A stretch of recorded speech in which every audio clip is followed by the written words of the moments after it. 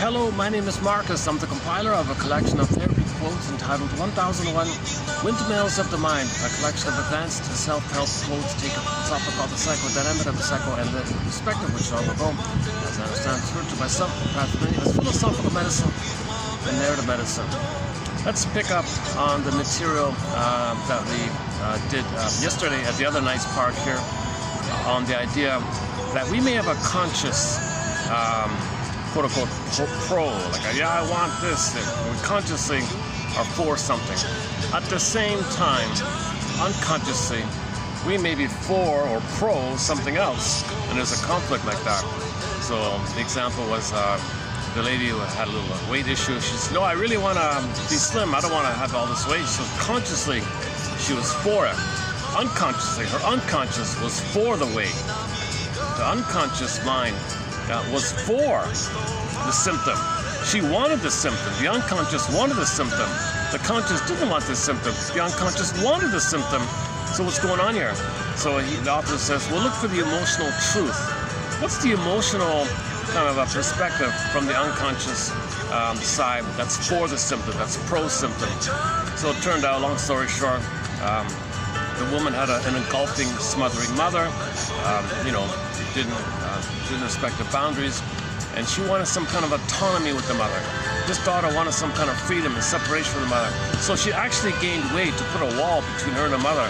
And her weight was some psychological attempt to have some kind of autonomy, freedom. Back off, mother. Here's a wall of, overweightness. So the unconscious was for the symptom because the symptom gave her the deep emotional need to separate from the mother, right? So she didn't know that. And you get to a conclusion like that via exercises called free association. Say what comes to mind. And we posted a couple of free association exercises just recently. Go to the short section. There's one entitled 2 free association exercises, that kind of thing. So you just say what free comes to mind, like that. And so it's like sentence completion exercise. And when you free associate theories, every time something comes up, stay with it because something deeper will come up. Stay with it, something deeper will come up. So one is called, it has one free associate exercise has 6 words to it. It begins with if, and ends with I'm okay. If, the first word is if, the last word of the 6 is I'm okay. So the middle 3 are I know that, put it all together. If I know that I'm okay. Underscore, fill in the blank, underscore. In the phone readout it says underscore. So you fill in the blank. So just see what really comes to mind like that. So she did something like similar. And she said, so she didn't quite know it at first. But later, with the free association, discussions like that, looking for the emotional truth. Her unconscious was for the symptom. Her unconscious wanted the symptom, was desperately for the symptom, because it meant a lot to have separation from the mother, to have an identity, to have some protection, to have her identity. So it was a question of identity and a question of autonomy and protection from the mother. So that's a huge, huge motivation like that. Consciously says, well, it doesn't look good having all this weight. Oh, hang on a second.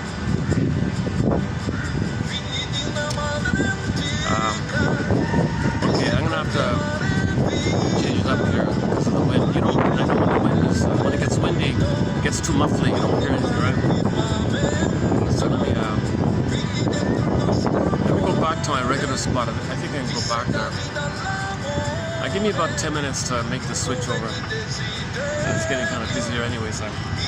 Sorry about that. Let me just hit the pause button, and that way I'll save the 10 minutes. Okay, so let's do it like this. I'll read the 6 words, I'll hit the pause, and then you do the exercise. If I know that I'm okay, and then when I hit the pause, go, do it, right? And be a cheerleader. The image is the dwarves. When the dwarves in Snow White are mining up, unconscious, so under the ground, dark, material, gems, mining it up. So you're kind of like, whoa, good, great, go guys, So when you free associate, and you want to have that positive spirit for yourself. Go guys, like go yourself, go. It's okay, great, you're doing a good job. No matter how ridiculous, how silly, how foolish, nothing like that. Just say what freely comes to mind. No censorship, just freely. It could be rude or it could be whatever it is. Just keep coming up like that and just keep going. If I know that I'm okay. Okay, underscore underscore underscore underscore. Okay, yeah, so once again, the woman had an unconscious side of her, or part of you kind of thing. It's a major part of us. It's based on deep existential beliefs or imprints or blueprints. Imprints lead to blueprints and schemas and schematas. He calls it constructions or whatever. Constructs, psychic constructs, or maps, or take your pick, internal working model. And this model, okay, this unconscious self, is about a need. The baby had a need for autonomy. The baby had a need to be himself. But mother was engulfing and demanding.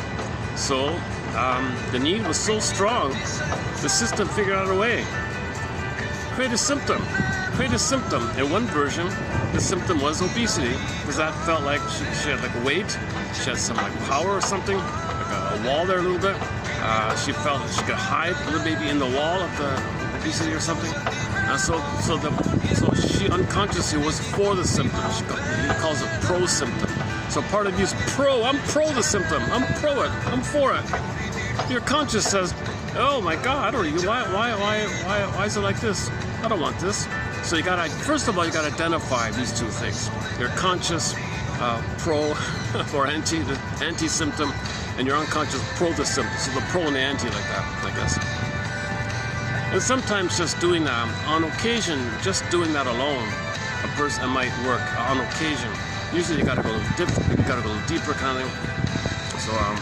So he has one exercise, which we'll cover here in this video here, where to help a person really feel the issue. He says, first of all, imagine yourself, like imagine like tomorrow or something, and you're going through the day without the weight. Can you imagine living without the weight? And she kind of freaked out a bit, and then okay, well, accept it. So she got more in touch with the emotion. She got more in touch with the emotion of why she's for the symptom, because she was freaking out a little more. So when you imagine, he calls it the deprivation exercise. Just deprive yourself of the symptom. Just in a fantasy mode, fantasize you without the symptom. Whoa!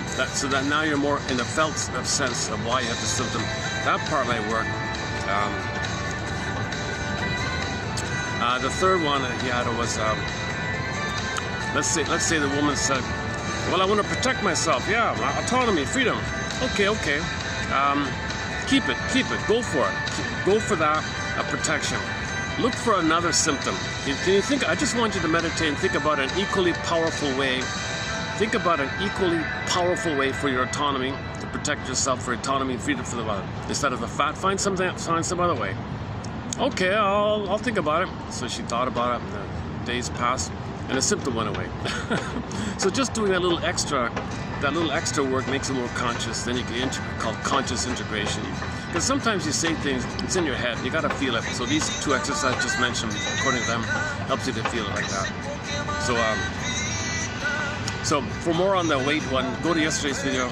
I won't redo it here. And we reviewed some of the quotes by Roger Gould from his excellent book called Emotional, Shrink Yourself.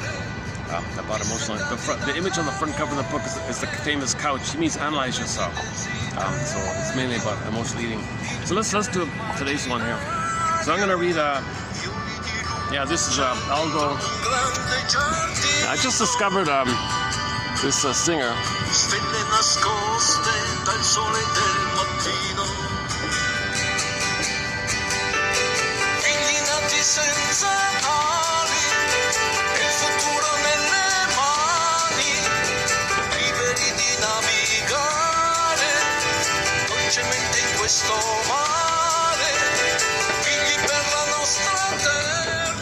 This is the fifth track on the album.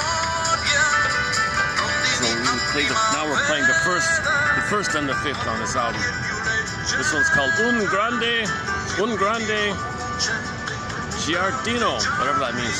I think it's a poem. It seems to be a poem, but the translator didn't make much sense of it with the poem. I'm guessing it's a poem, but via the translation it doesn't make sense. it might be about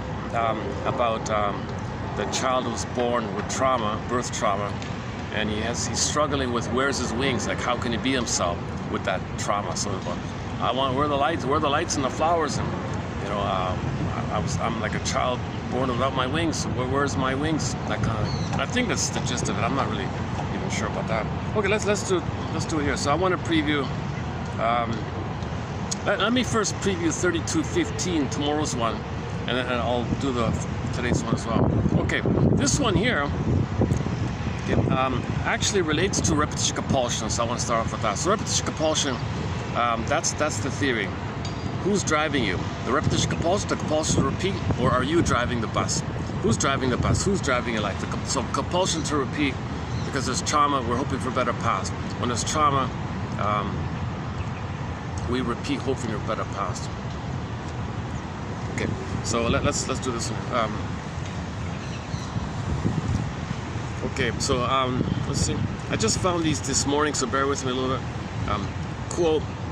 So here's another sentence completion exercise. So the counselor gave the lady, please fill in the blank.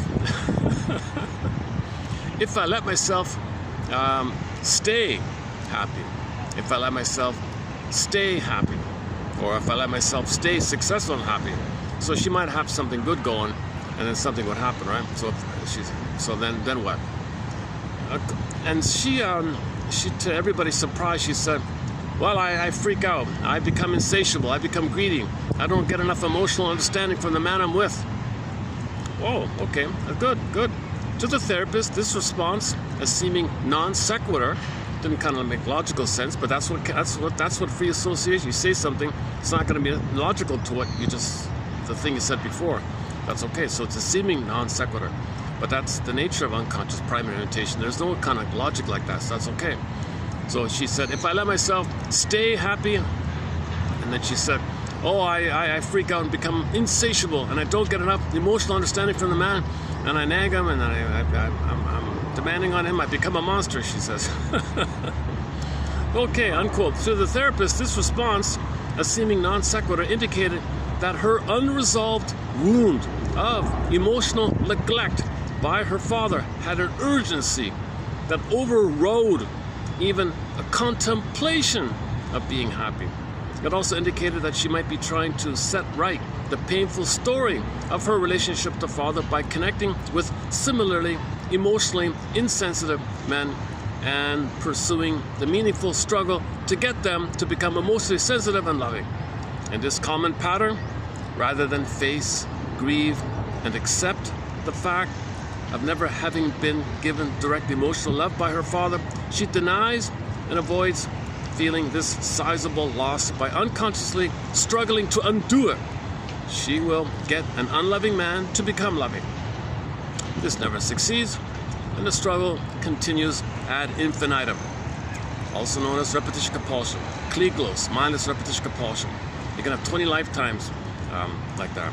It's not. So play this song by Katie Lee. It's not logical, it's psychological. Oh, that must be something psychological. So the mother was emotionally unavailable, so she only marries men who are unavailable, because a copy of somebody in the present who reminds you of your mother, you're only attracted to somebody who reminds you of the past. So if they're the same, it doesn't make sense. But you hope to change the person in the present, playing the role of your mother in the past to get your mother's love in the past. Doubly doesn't make sense. So it's never going to work, right? Okay, repetition compulsion, the strategic protective action of unconsciously construing an irreversible loss to be reversible and struggling to bring about that impossible reversal. Okay, so you want a better outcome for the past. So repetition compulsion, something happened. You didn't get your needs met. Frozen, ouch, pain. Okay, find somebody who's like a copy, somebody who reminds you of that parent, psychologically speaking, and continue the battle. Repeat, hope for a better outcome. Repeat, hope to get a better outcome. So the person in the present is not being seen for who they are. There's no mutuality there. You're emotionally relating to them to provide the impossible role of being the mother back in the nursery or something like that. Impossible kind of things like that. Okay, the strategic protective action of unconsciously construing an irreversible loss to be reversible and struggling to bring about that impossible reversal. The therapist asked her to imagine being in a relationship with a man who, from the very start, readily and appropriately supplies emotional attention and sensitivity she so much wants. So that's the symptom deprivation. That's the so imagine imagine not having this symptom, this problem, being with unavailable men. Imagine being with an available man. She freaks out. She freaks out without the symptom. She needs the symptom. Why? Why does she need the symptom? Why does her unconscious feel, and why is the unconscious so pro-symptom? Find emotionally unavailable men like the father. And I'm for that. The conscious says, I don't want that. The unconscious, oh yes we do. No we don't. Oh yes we do. Who's got more power? Okay, the tip of the iceberg or the ice under the water. The doorman whom you see at the building, the braggadocio, hotshot doorman, or the owner of the building who's on a yacht somewhere whom you don't see. Who's got more power? The invisible, or the person whom you don't know or see who's on some kind of yacht somewhere, on a $1 billion yacht somewhere, you don't even know where, who, whatever, okay, versus the doorman whom you do see at the door of one of that guy's buildings. Who's got more power? Think of it like that. So anyways, so your conscious is like the doorman, and your unconscious is like the guy in the yacht. So it's quite so that's why the adult person has to be aware of these two, and the more you can do so, the greater the chance you have of realizing you don't need to still in the present pick up on this agenda from the past, the present, the past. The present, not the past, but the unconscious doesn't know time, but we can know time. So you want to build your sense of time like that. Okay, repetition compulsion, hoping for a better past. Repetition compulsion is strategic, protective action of unconsciously construing an irreversible loss to be reversible and struggling to bring about that impossible reversal. The therapist asked her to imagine being in a relationship with a man who, from the very start, readily and appropriately supplies the emotional attention and sensitivity she so much wants. The therapist had her visualize this, evoking a few different scenes of daily life with such a man, and then asked her how she feels.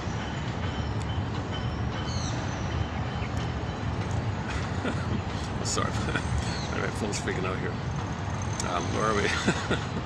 Oh, son of a gun. I should just go back to printing them out. This thing kind of jumps around on me, this thing. Where are we here?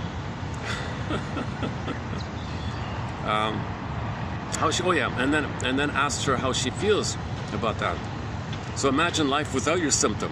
So whatever problem you have that you don't want, imagine not having it. You freak out, and she's the same thing. I freak out. No way, I can't do it. Boring. That's what she said.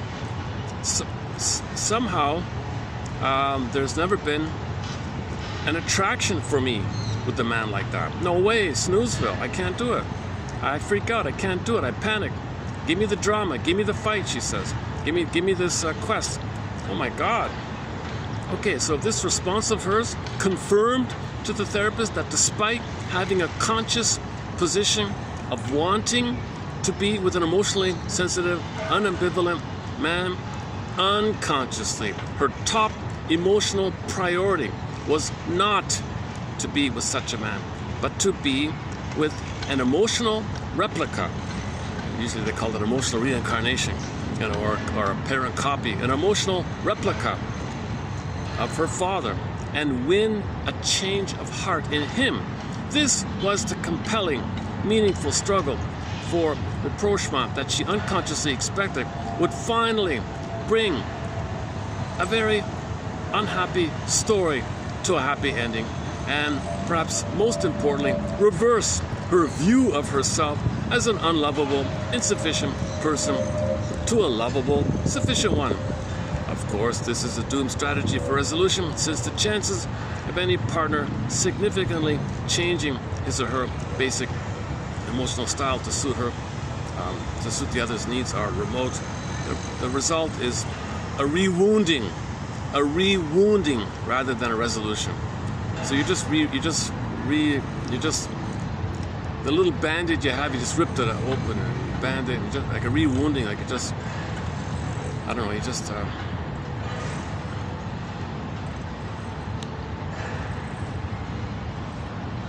just reliving it. So it's like a rewounding kind of. It feels like a rewounding, or you're just reliving the wound or something. I'm not sure how you say it. Okay, a man who is emotionally sensitive and loving from the start is simply the wrong man. Totally irrelevant to her unconscious plan, and therefore not an emotionally interesting figure. This was the reality within her unconscious pro-symptom. So she's pro the symptom of being with a bully man or narcissistic man or whatever. She's pro that.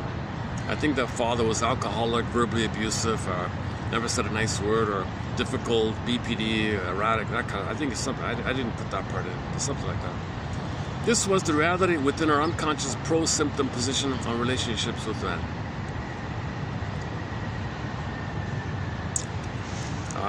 Okay, later on in the story, she says, quote,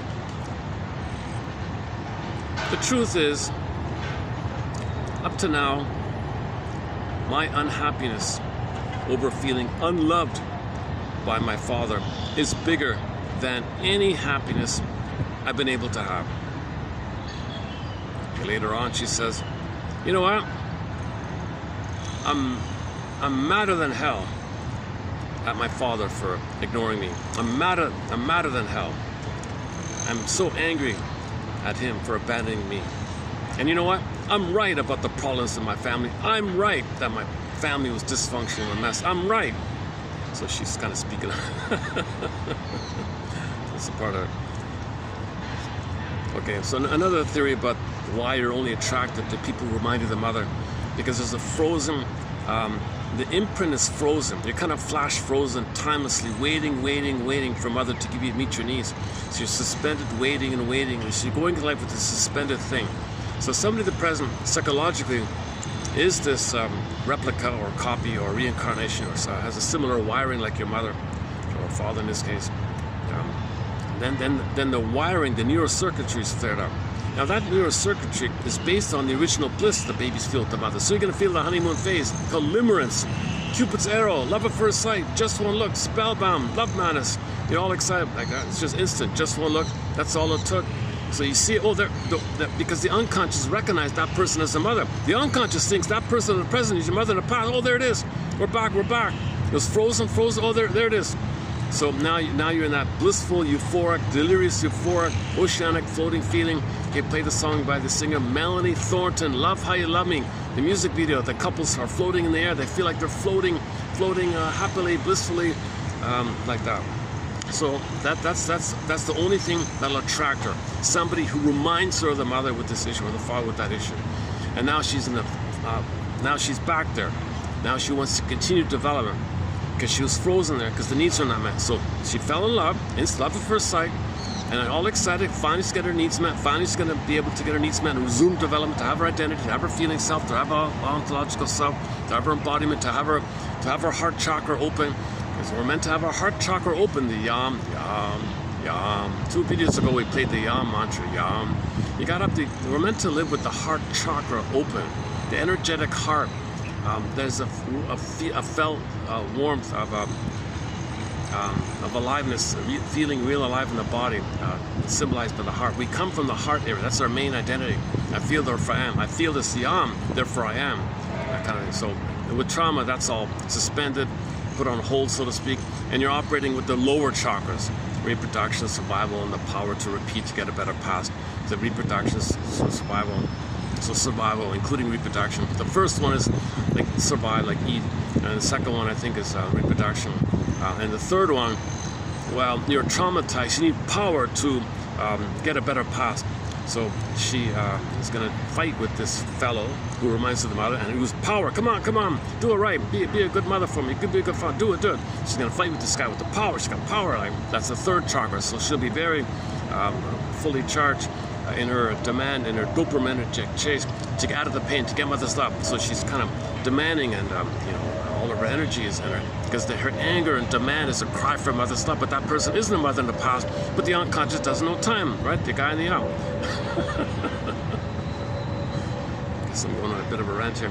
Yesterday I went on a bit of a rant. Yeah, was it 2 days ago? Yeah, I think I went on once in a while I go on a bit of a rant. I just, maybe hopefully my rant's gonna improve. Okay, so that answers the question, the famous question, why people fall in love with people who don't love you. Well, if your mother didn't love you, you will only fall in love with someone who can't love you. It doesn't make sense, right? You got unfinished business, unresolved there. Somebody's healthy, that doesn't click it, it doesn't trigger it, doesn't flint, it doesn't spark it, right? It doesn't do it. The only thing that sparks you is somebody who hurt you the way your mother hurt you, or father, whatever. Because there it is, it flares up the wiring. Human connections lead to neural connections, the neural connection. So the neural connection is the baby's wiring in the memory of the oneness, the memory of the oneness. But it's frozen, so he's waiting and waiting. So the bliss was interrupted. He was expelled from the Garden of Eden prematurely. He was prematurely ejected out of the mother-infant dual unity. The baby needs the bliss for 4 to 5 months. If it's crushed at birth or before 4 to 5 months, it's going to be waiting like that. And that's why they're so demanding and so all or nothing and survival and so, those kind of things. And if it's in severe cases, the other person is like you, like the mother and the baby are one, like, so all these extremely romantic, not romantic, all these tragic romances like Isolette, Tristan and Isolette, is all right? They were self-objects for each other. Like the baby doesn't know where he begins and ends or where the mother begins and ends. So if the two find each other, so she doesn't know where she begins and ends, and same thing with him. So if one's missing, they feel like they're missing. And if she's missing, the other guy feels like they're missing. They freak out, they feel like they're missing. So in the story, so long story short, they kaput, right? In the Chinese version of that story, they became butterflies, butterfly lovers. Very nice song. Check out the Butterfly Lovers. A wonderful melody. Dun dun dun dun dun dun dun dun dun dun. I can't sing it. A wonderful melody. If you want a nice melody, check out the Butterfly Lovers. There's hundreds of violinists and concert versions of it. It's an instrumental. Are there lyrics? No, I don't. No, there are no lyrics. Or maybe there are lyrics. I'm not sure. I'm only familiar with the instrumental melody. It's really an old, ancient, traditional melody like that. But it's the same pattern. It's a motif found all around the world. So Romeo, most people heard of Romeo and Juliet, similar idea, right? So if the other is like you and the same for the other person and they can't be together, oh my God, they feel they don't exist. So the metaphors, the stories like that, they don't have to literally be like that. It's not like a literal story. It's just code for this psychology of the oneness. So, okay, anyways. So we have a lot of songs about this. Lovesick, the singer Rick Sanders, another lonely castaway on a ship that didn't want to be put out to sea. I can't see any stars tonight. I'm at the mercy of an unknown destiny. So he didn't want to fall in love. But there it is, just one look. Oh, it happened again. I'm at the mercy of unknown destiny. I can't see any stars tonight. I'm lovesick. The metaphor, so the song's about him feeling on a water, on a little dinghy raft, is shaking. Oh my God, undertow. What's gonna happen here? Help, help. The drama of the madness. Dan McCafferty, love leads to madness. All these unrequited. Most of these unrequited songs are kind of like that. Okay, Love Hurts. Okay, also by Dan McCafferty. Actually, Ann Wilson of Heart does a good cover of it. It's hard to find good covers of Love Hurts. Oh my God! I hope Gilmore doesn't sing "Love Hurts" in his reunion tour. He really missed it on that. That's a hard song to sing. That's really Dan McCafferty's song. And maybe Ann Wilson did it in one of those live ones. I forgot the name of it. Anyways, Love Hurts. It means transfers love. So this is also known as romantic love, passionate love, transfers love, infantile love.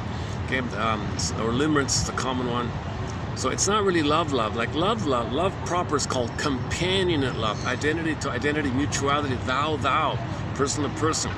Yeah, that's the regular kind of companionate love, like communication and I statements and shared interests, and you do together. and you grow together, and there's a kind of companionship love called companionate love, like person to person, mutuality love, right? Versus the transfer stuff, they're not there yet. They're still in a developmental issue where they gotta have somebody to play the replica of the mother so they can resume development and get mother's love so they can get to a place where they can end up in companionate love. So there are a lot of stories where couples do fall madly in love, and that's the bliss, okay. And then they know their situation and they can grow together by making I statements. So they can actually use their marriage to grow together if they start off like that. But many people, they're not aware of it. So they enter into the bubble, symbiotic fusion. One might separate out, the other feels abandoned or rejected, and they're arguing. But if they're aware of what's going on, and both are conscious of their developmental unmet needs that they're trying to work through, the marriage can be a healing journey like that. So in the song, It Must Be Something Psychological by Katie Lee, it's really quite explainable. I only like men who are unavailable, emotionally unavailable. It's really quite explainable. Oops, so.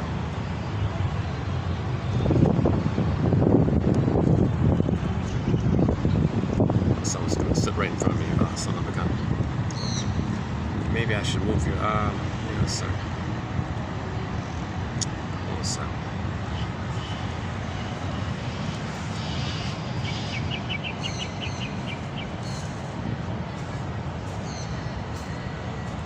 Well, actually, yeah. Maybe I can just go here.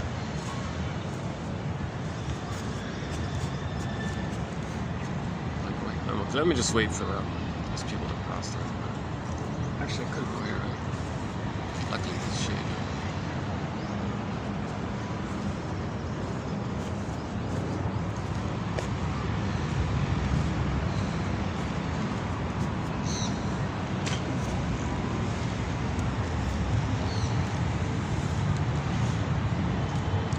Constant Tourist by the band Lunatic.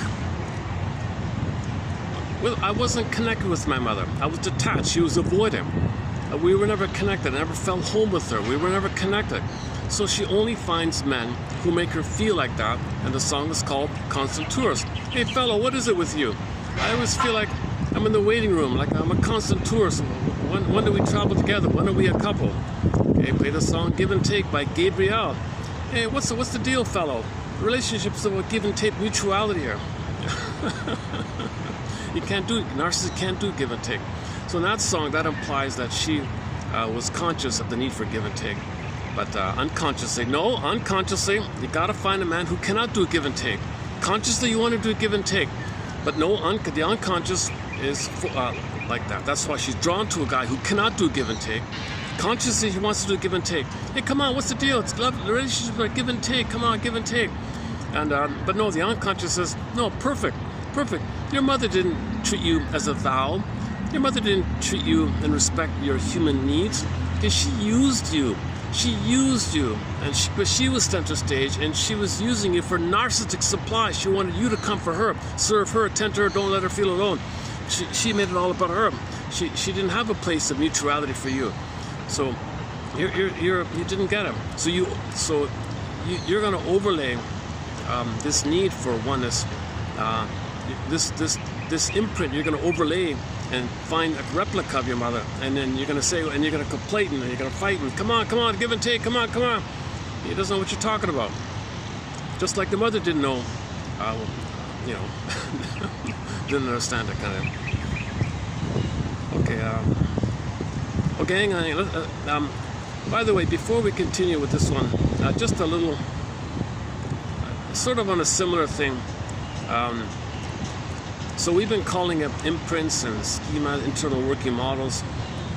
I came across one guy's phrase, childhood plan or something, childhood map.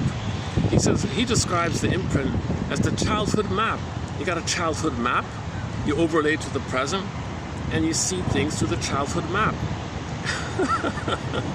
Now this childhood map is very distorted in Mother Hurts You. It's got very twisted and all right? What a mess. And you overlay this mess map, this painful childhood mess map, to the present, and you only see it according to that stencil, basically. So this guy, this is a self-help book, talking about the nice guy syndrome or something.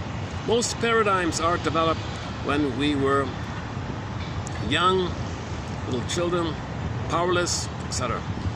They are often based on inaccurate interpretations of childhood experiences. Yeah, so our experiences are not recorded literally. We make representations of what happened and we elaborate accordingly to our position as a helpless child, our needs. Things are exaggerated, so what we remember is not literally what happened, kind of thing. So these are called representations of yourself, of the mother, how you cope.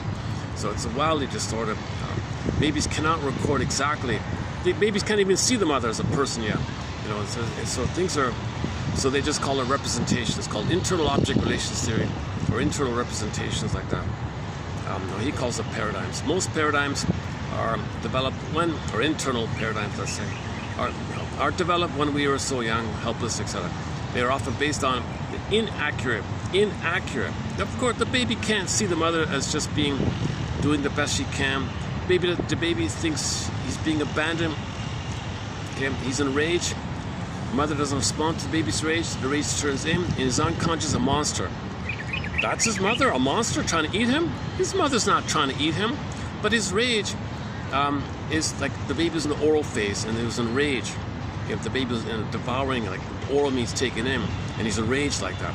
So it's blocked, turns in on himself because that's the cry for love. The baby's rage is a cry for love, but it turns to destructive rage, but then it rebounded in. And they got the image and the fantastic mind and the mystery of the mind, or primary mentation. It's a monster of the id. Monsters of the id. But that's his mother? No, come on. The mother's not a monster.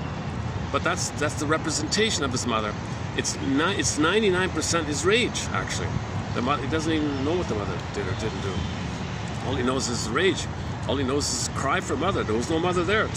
Mother was erratic or unavailable, whatever it was. So this is the representation of the mother as a monster. So these monsters of the id, guy with the horns, be like, okay, take your pick, any kind of Medusa, Cyclops, guy with the horns, and Bilabai, double say, all these, okay, basically the Minotaur, right, basically, or these angry bulls and aggressive characters, or jackals, or whatever you want to call it. Recently it was the, what was it again?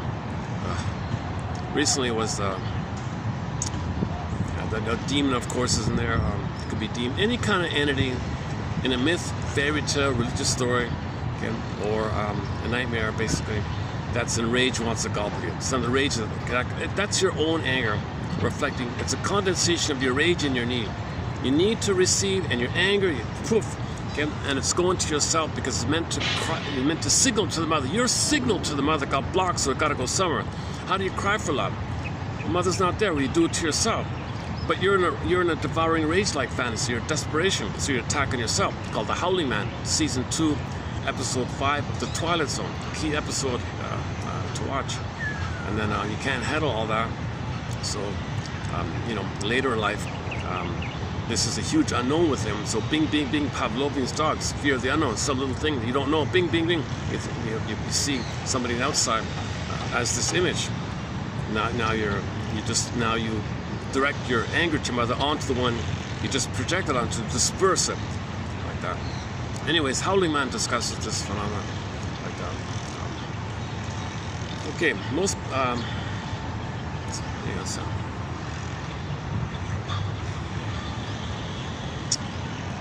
yeah, it's funny. I went back to my old coffee. I feel that little. It's a little healthier.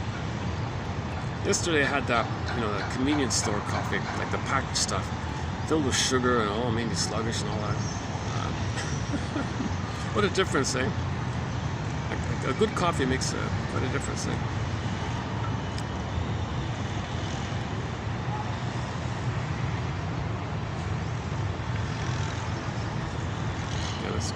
Oh, one of our birds here.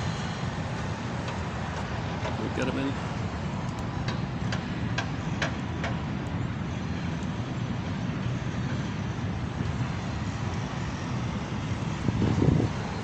What a pity about yesterday. I was in a beautiful park, butterflies,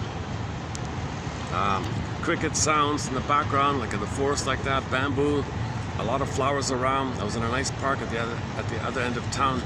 I didn't realize it, but while I was filming, I knew the sun was on me, and I thought on the playback it'd be okay, but I was wrong. On the playback, you can barely see anything. It's all kind of dark. The discussion was good and all that. Good discussion. But the visual, I missed this, so I'm gonna redo that one. I mean, I'll correct myself next time. It was baking yesterday. Okay. Here we go. Here. So these working models we create, we don't update them.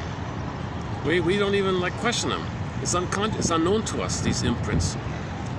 Imprints lead to blueprints, or paradigms, he calls it, or internal working models. Take your pick. Perhaps most significantly, we assume to be the way it is, kind of thing. Like that's it. Like we're just cursed, jinxed, fated. The way it is. What is. You know. He says that here. We think, oh, it is what it is, man. It's just fate. Cards are dealt. No, that's the imprint. You haven't updated it. You got to update it. It's up to the adult. It's up to us as an adult to shine a lantern on, unpick the threads of a traumatic script, use those threads to weave a new, healthier script. Okay, Gabe's story, Twilight Zone. Okay, you got to grab the pen from your unconscious and write your own script. Okay, first you got to identify the script.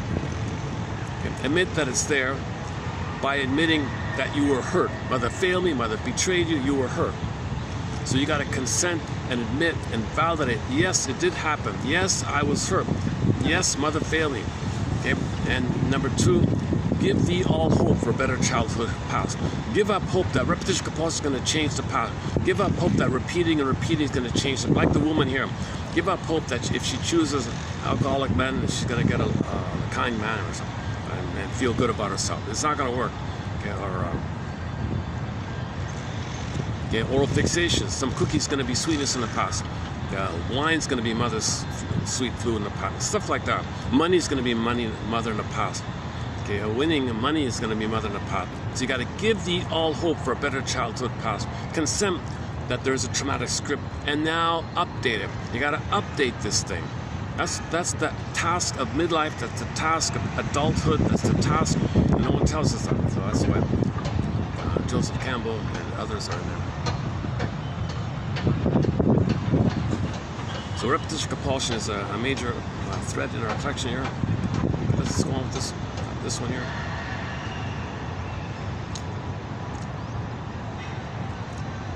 Okay, so in the case of the pleaser kind of character, he called Mr. Nice Guy kind of character. So his internal working beliefs or whatever, or pro-symptom, yeah, so to use the other one. So his unconscious is pro the symptom of being a super sweet, nice guy, and nothing's happening, right? If I can hide my flaws and become what I think others want me to be, well, maybe there'll be love. If I'm good enough, if I'm nice enough, if I'm sweet enough, somebody will love me, everything will be okay. And if it doesn't work, oh, it's my fault, I gotta try harder, I did it wrong, I did something wrong, I gotta try harder. So this is the pleaser phenomenon. Nice guys are notoriously slow learners and amazingly quick forgetters when their paradigms are challenged. Their inclination is to hang on to belief systems that have proven to be consistently unworkable, yet are so embedded in their unconscious mind that to challenge them is tantamount to hearsay. Here's how dare you? It is difficult for nice guys to consider doing something different, even when what they are doing isn't working. Okay, Mr. J had a controlling, perfectionistic father who put unrealistic demands on him and his siblings. Jay's mother was an emotionally dependent woman who lived through her children. When Jay's mother was needy, she would smother the kids. Because she was needy, right? So she was needy. So to numb the pain of her need, she focuses on the kids. What do you want, kids? I gotta do this for you, kids. Listen to me, I gotta do this for you. She numbs the pain on her end when she over-focuses on the hyper-attention on the kids. Like that. Other theory is she might be trying to give it to herself, but she didn't get. So come on, eat more, come on, do this. I think she's giving it to herself. Doesn't see the needs of the kids. Different versions about that part. When the children has needs, she was often too distressed to respond.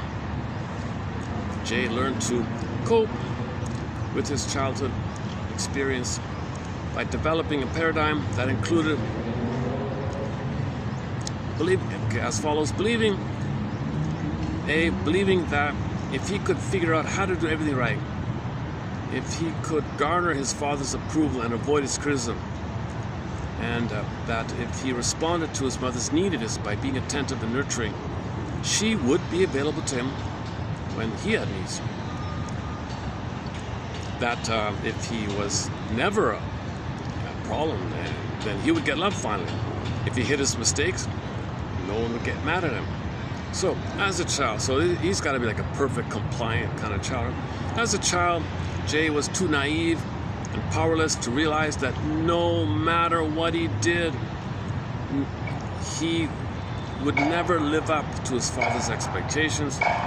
If the father's turning to the son to be the perfect he that he never was, impossible. Or if the father wants the son to be his mother in the nursery, impossible. All these kind of things. Similarly, no matter how giving he was, his needy mother would never be available to nurture him. He couldn't see that there really was no way to do everything right. And regardless of how well he believed he hid his flaws or mistakes, people might still get angry at him. Even when his childhood, even when his childhood roadmap, that's why I'm including this phrase here. Even when his childhood roadmap, like psychological roadmap, emotional roadmap, failed to take him in the desired direction, the only option he could see was to just keep trying harder, doing more of the same. The only thing his paradigm ever really did was to create a distraction from his feelings of fear, worthlessness, and inadequacy. In adulthood, Jay tried to apply his childhood map to his wife. Like his mother, his wife was only attentive when she was needy. Like his father, she could be critical and controlling. By applying his childhood roadmap to his marriage, he created an illusion that he could get his wife to approve of him all the time. His defective paradigm prevented him from seeing that no matter what he did, his wife would still be cold, unavailable, etc. And you know what? He's for it.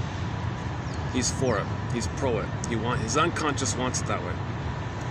Even when his paradigm was just as ineffective in adulthood as it was in childhood, Jay's only option seemed to be just keep trying harder. So his unconscious is for it because the agenda is he can't be alone. It's his only hope It's his only hope to get mother's love, to be like this. So he's for someone who rejects him because that's the old hope he has. He's not aware of it. So his unconscious is for the symptom of a cold mother or a critical father, whatever, and a partner like that. And that's his hope. So the hope is, that's why he's for the symptom. His unconscious wants the symptom because that's the unconscious, relentless hope to get mother's love kind of thing. Consciously, ouch, I don't want that. Oh no, unconscious is a different agenda. Just because the need wasn't met, that doesn't mean it magically disappears if it wasn't met. It's frozen, suspended there, right? So it's suspended waiting for a replica of your parents to pick up on. So you're for or pro the replica because you're suspended waiting to continue. You're for the symptom because you hope to continue to develop, resume develop, so you can have your embodiment. So this thing about, now let's go to 14. Hang on a second. 32:14. And now let's go back to the other guy. So I'm quoting from two different authors here. Sorry.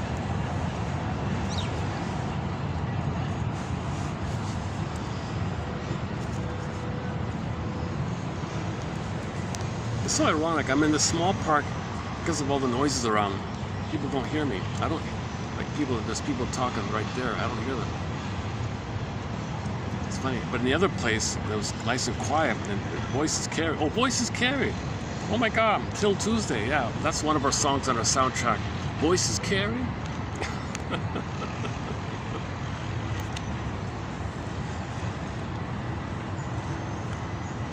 Okay, so back to the internal representations.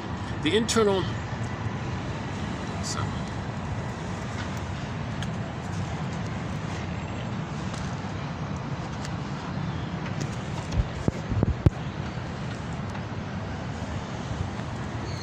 think it's not level. It's kind of wobbly here. I don't know. Okay, hang on here. Mobile view. The internal representations of self and other, etc. Internal representations that make up our experiences are emotional renditions actively constructed by the person, not passively received, stored copies of an objective reality. No, it's some representation. It's just some approximation, but it's exaggerated like crazy. It's a myth of fairy tale in there. Okay, the mind's constructs. The mind's constructs define what the individual takes as reality and how to anticipate and respond to that reality. Symptoms and problems presented in therapy are products of the constructs individuals are using for knowing and responding to the flux of experience, because the mind itself forms its personal store of constructs. Well, you know, since it's just constructs, theoretically we can update them with new awareness, with new knowledge. People ordinarily are not conscious of having and using this ability to update your script. People don't realize they can grab the pen like Gabe in Gabe's story. People don't realize that you can change the effects of the past. You don't actually literally change the past, but you can change the effects of the past, because the past made you frozen, so you're stuck there. The effect of the past, which you can change, is if you give up hope for getting a better outcome, admit that the trauma took place, and realize that had you been loved, you would have gone down the proper path, the road not taken. Okay. Then when you make new choices, you have a new felt sense of okayness, that you can self-activate, you can be yourself, you can be happy and all that, because had you been loved, you would have gone down that path. That's what you realize, that's what supports you and allows you to change the effects of the past, because now you're free to be yourself like that. Now, the journey to get there is the whole midlife audit. You know, the journey to do all that. Okay, so back to this symptom deprivation. Yeah, so here's, I never really thought much of this in the past. I thought this was just like a self-help trick or something. But the way he says it, maybe it's not so bad. So whatever symptom you have, imagine in your fantasy spending an hour or a day, I don't know, whatever applies, without the symptom.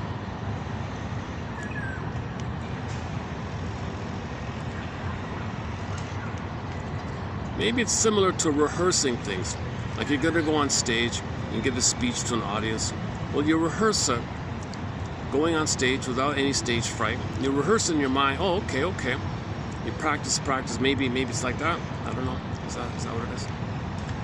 But if you're having a problem rehearsing, going on stage without freaking out, well, notice that what you're feeling, and then start from there. I'm afraid. Go on.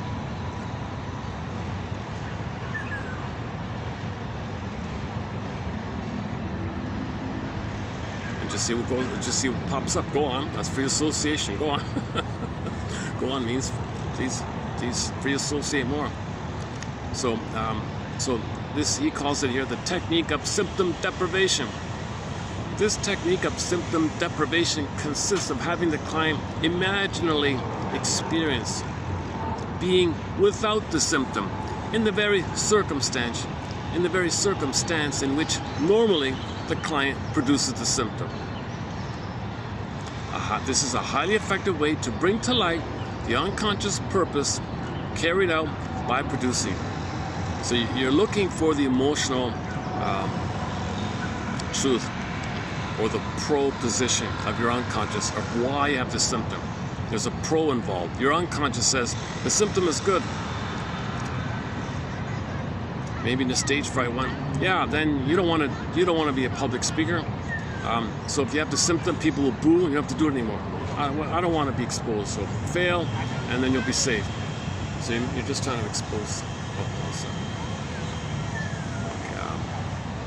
Okay, let's wait for these people to pass here. Hold on, so let's take up the song here.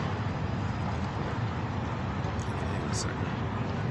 Let's try out our new song here. So I got a new song from Aldo. What's his name again? Tagli. Is that it there? Yeah.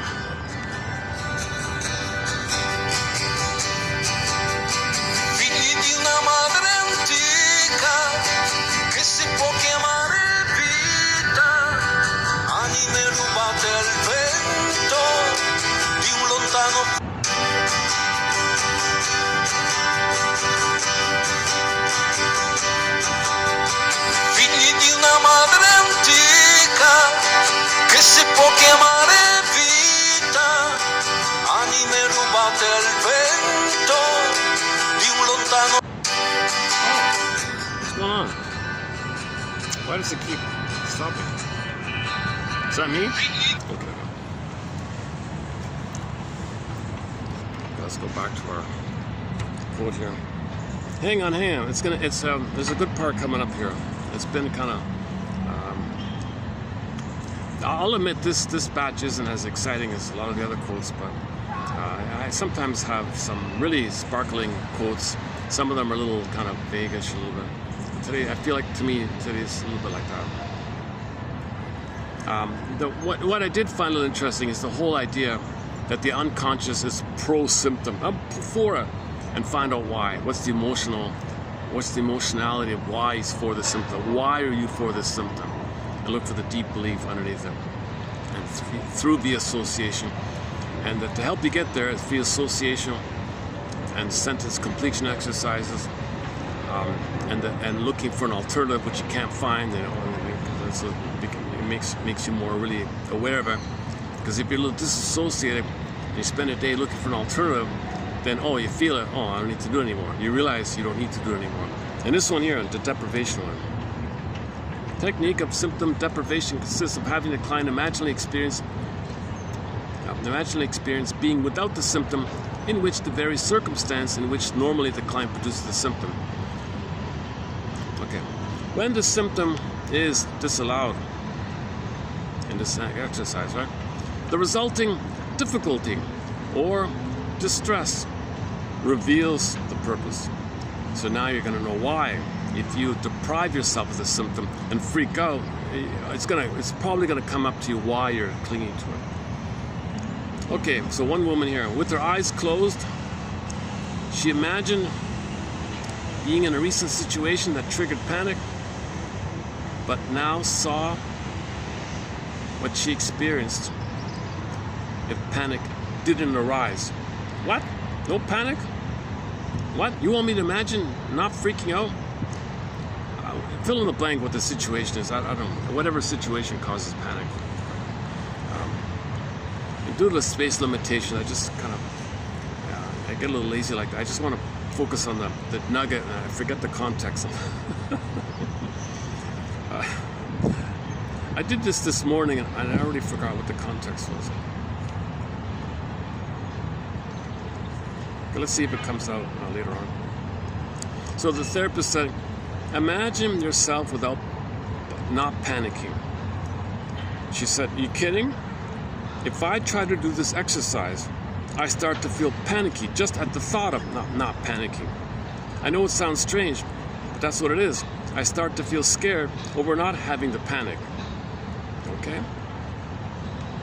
Clearly, she was beginning to access a position in which the panic was important to have, i.e., the pro-symptom position. So the therapist continued along this line, asking her to stay in the imaginal scene without the panic and to see if she could notice what was scary about not having the panic. What happened without it? Okay, finally, so she said, well, I don't know, man. It just feels too scary. I don't know why. Okay. So So he said to her, he gave her like a card or something, like a card. Here, take this card, okay? And later on, read it in your daily life. And the card said, when you notice you're starting to have a panic attack, just for a moment see if you can glimpse what you had experienced instead, if you didn't have the panic. I'm not asking you to learn how to stop going into panic. Just see if you can glimpse, even for a moment, what would start to happen if panic didn't develop when it normally would. It might be hard to do, but I wonder if you could give it a try between now and our next session. Okay, so this is a kind of more active kind of therapy approach, right? So he gave her a card with that instruction on it, like a homework assignment. Your mission: when you notice you're starting to have a panic attack, just for a moment, see if you can glimpse what you would have experienced instead if you didn't have the panic. So I see, so you're going to, so let's say you're about to go on stage, you're feeling a panic.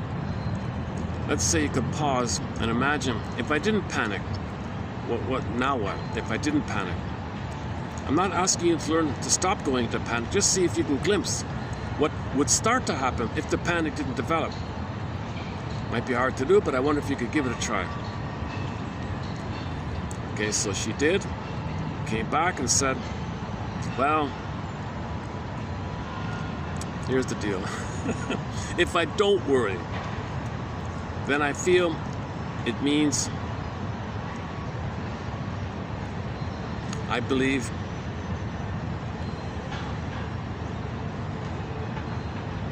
we'll live forever. Nothing bad will happen. If I don't worry, then I feel it means nothing bad will happen. And having that belief will make bad things happen. I really feel that if I panic, it keeps it from happening. Oh, I really feel that if I panic, it keeps the bad thing from happening. Okay, so she thinks if she panics, then she's preventing some bad thing from happening. I believe I can get away. I believe I can get away with nothing happening if I panic, if I suffer.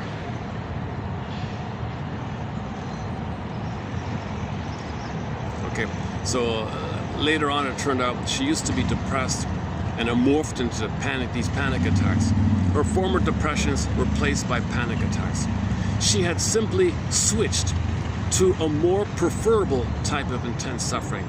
She preferred the high energy electricity of panic to low energy deadness of depression. The therapist went on to say, quote, what you've told me seems to me that there are two ways you could stop having panic attacks. You could switch to a different type of suffering to keep bad things from happening, or you could reassess your beliefs and decide that your suffering has no effect over what happens. Then you wouldn't have to suffer. Okay, so she paused and said no, man, I can't do it, Shrinker, man. Thank you for your efforts, Mr. Counselor here. I can't do it. I can't change. It's in my guts. I can't do it.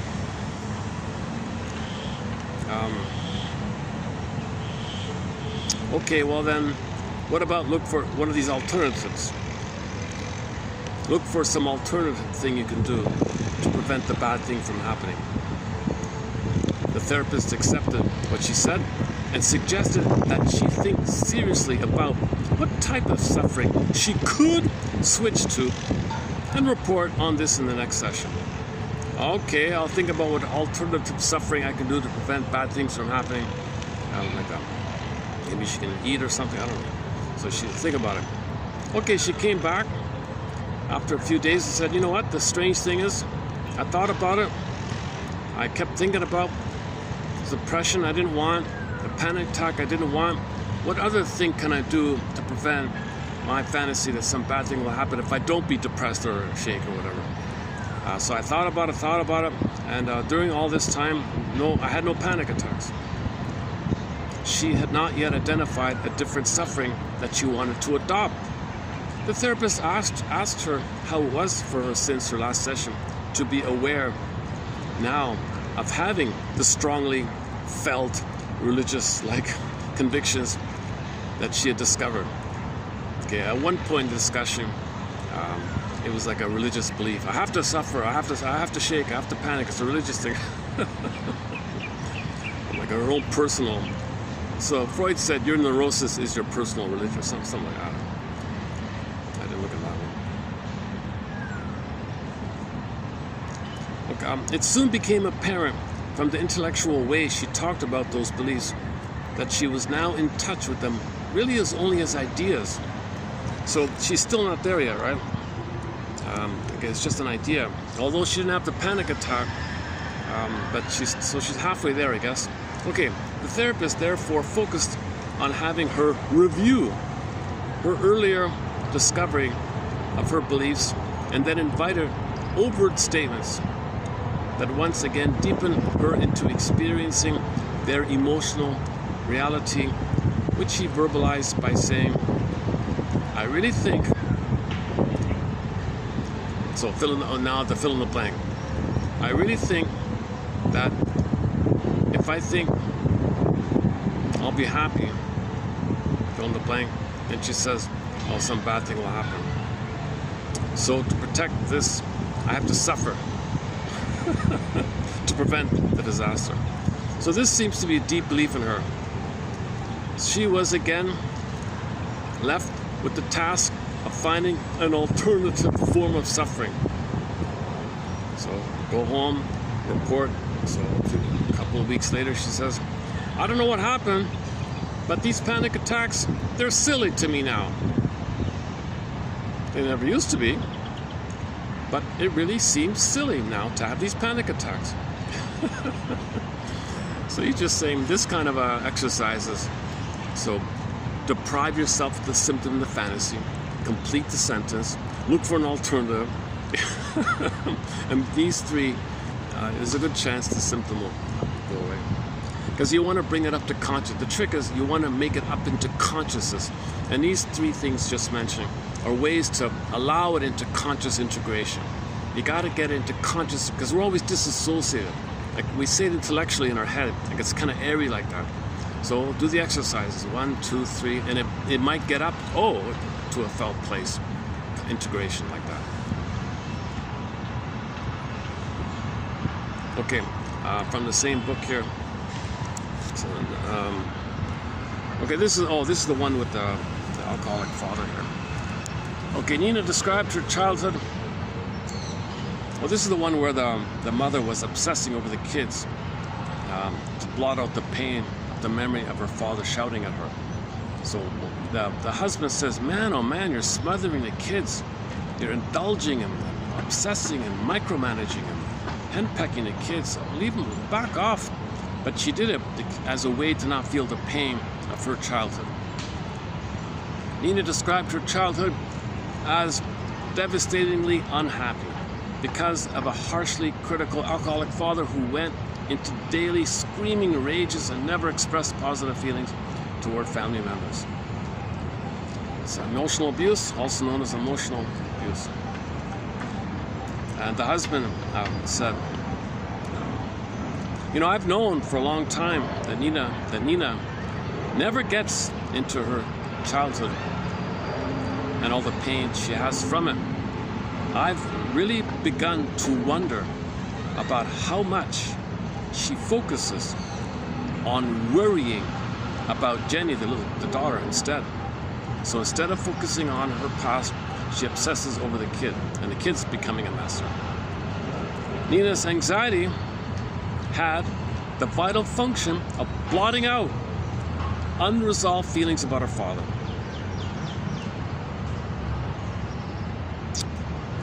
The counselor wants Jenny Nina to ask herself, quote, is there something I just got away from by plunging into worry over Jenny. So the card he gave her was, okay, next time you're obsessing over your daughter like that, read the card, okay? Promise, read, yes, okay, put it in your pocket, read the card. Okay, now pick up the card. Is there something I just got away from by plunging into worry over Jenny?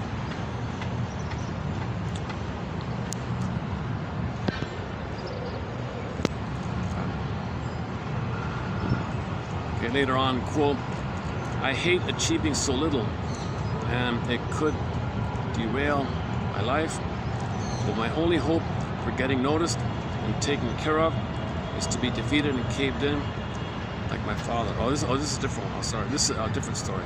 Okay, another person said he was afraid to be successful. Okay, fear of success. I hate achieving so little, but my only hope for getting noticed and taken care of is to be helpless or something, because my unconscious not being happy or being a failure, let's say, is because then I get taken care of, and it's owed to me. No one ever took care of me. I'm owed being taken care of, and I insist on getting it. If I seem successful or strong, I'll never get it. So I've got to seem unsuccessful.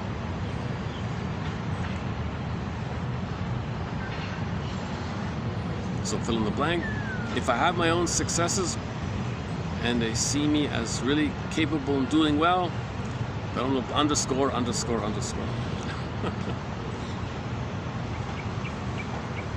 The common is I'm not gonna let them off the hook.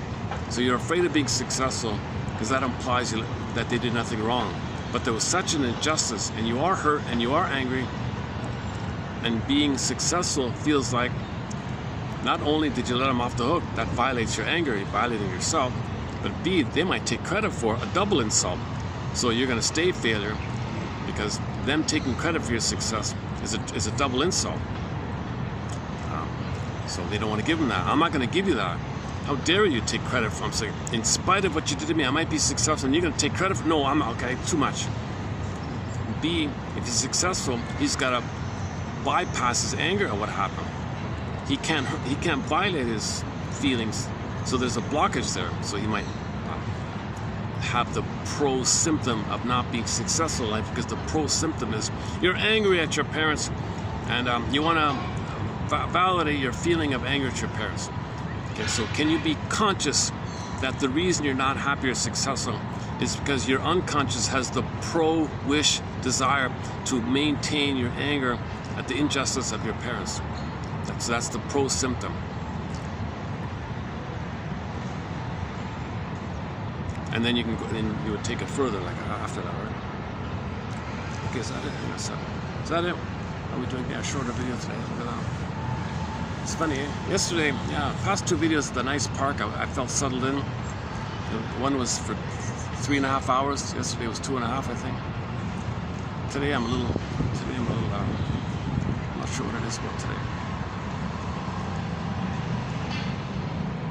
Yeah, I feel a little more, when I come to this park, it's there's more activity going on. I feel a little more, at the moment it's okay. The other reason, I don't really have that much new quotes here, but sometimes I slow it down if the self-help quote seems okay.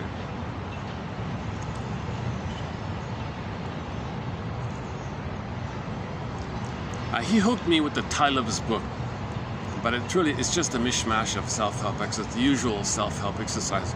But his book was like, brief, in-depth psychoanalytic therapy. Whoa, I never heard of that one. Some depth or something. He changed it or something else. But this is back in the 90s. So there's a little-known self-help book by this guy, Bruce Ecker. I never heard of it.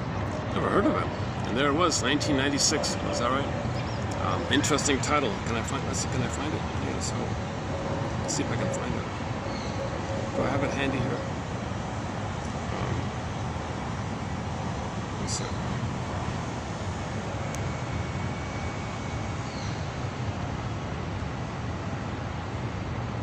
I've only read a part of it, so Oh yeah, here it is.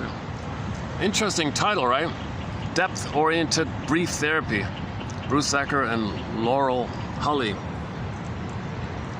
It's one of the better self-help books. They kind of give you something a little practical, a little more like nuts and bolts kind of thing. It's a little more practical. Yes, there's a lot of typical rambling, unnecessary rambling. This could use a massive edit. You don't need all this explaining the obvious, preaching to the choir, like infomercial stuff. A lot of these books are 90% infomercial. And then when it's time to say something, it's nothing. Kind of like, I just want to be important, or I know something, or buy my book, I don't know. This is slightly a little better than the average one. Not a great book or anything, but I quite like the phrasing. I quite like the phrasing that your unconscious self is for the symptom. He's pro-symptom. I'm pro-symptom. Your conscious, I'm anti the symptom. No. The unconscious is for the symptom. Just that construct, just that idea like that. And then look for the truth of this emotional proness, like the emotional truth behind why or the emotional agenda or force behind your unconscious wanting the symptom. We gotta have the symptom. We gotta have the symptom.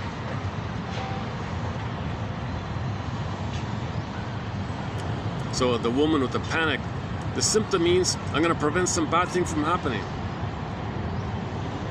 So maybe as a child, she did panic when bad things are happening and she survived. And maybe she just she overlays her childhood map onto the world and lives like that. Okay, some bad things gonna happen, but if I panic, I survive as a child. So maybe it's just a generalized pattern like that. Repetition compulsion.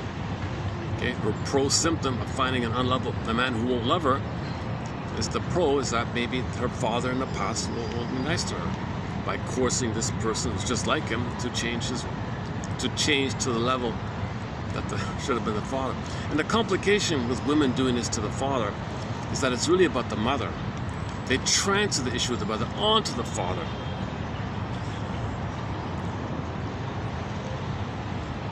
So that's why women are often quite dramatic and angry. And this very same guy who wrote the Mr. Nice Guy book, he had the reason his name come up, he's on some newsletter thing. He's selling his lectures or something. I just accidentally, how did I get that? Oh no, I saw the book and I looked at the website and he's selling his lectures or something. It's probably one of, I don't even know what he looks like. I don't even know what he looks like or sounds like. I just found it. Oh yeah, he said he had a comment in there about one of the topics is why men need to understand that women hate men who are nice.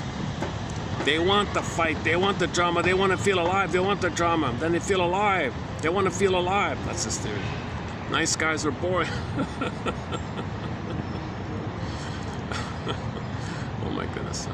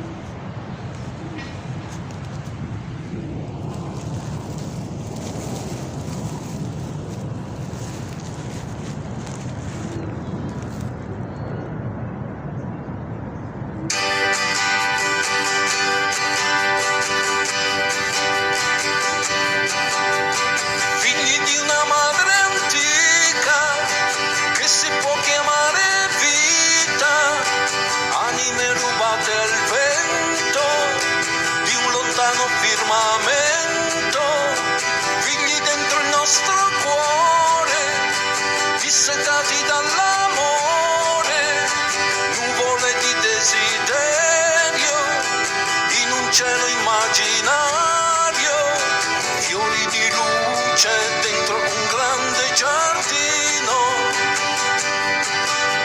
stelle nascoste dal sole del mattino, figli nati senza ali e il futuro nelle mani, liberi di navigare dolcemente in questo mare, figli per la nostra terra, bisognosa di memoria, rondini a primavera, quando l'aria è più leggera, fiori di luce dentro un grande giardino, stelle nascoste dal sole del mattino.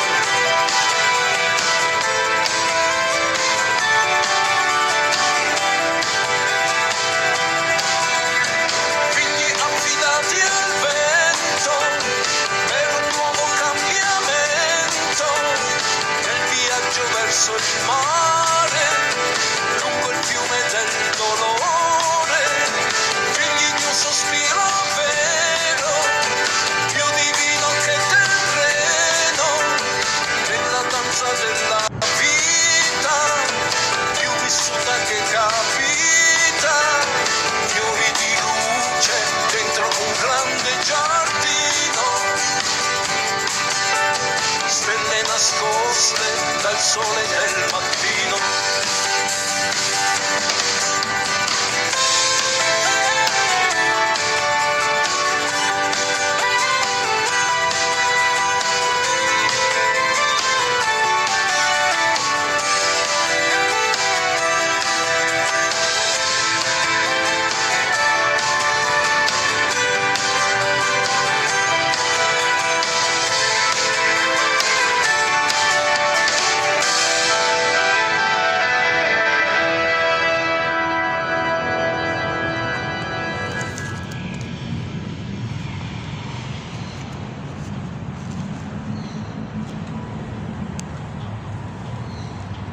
During the musical break, I was thinking, like, some people change their symptoms. Like someone is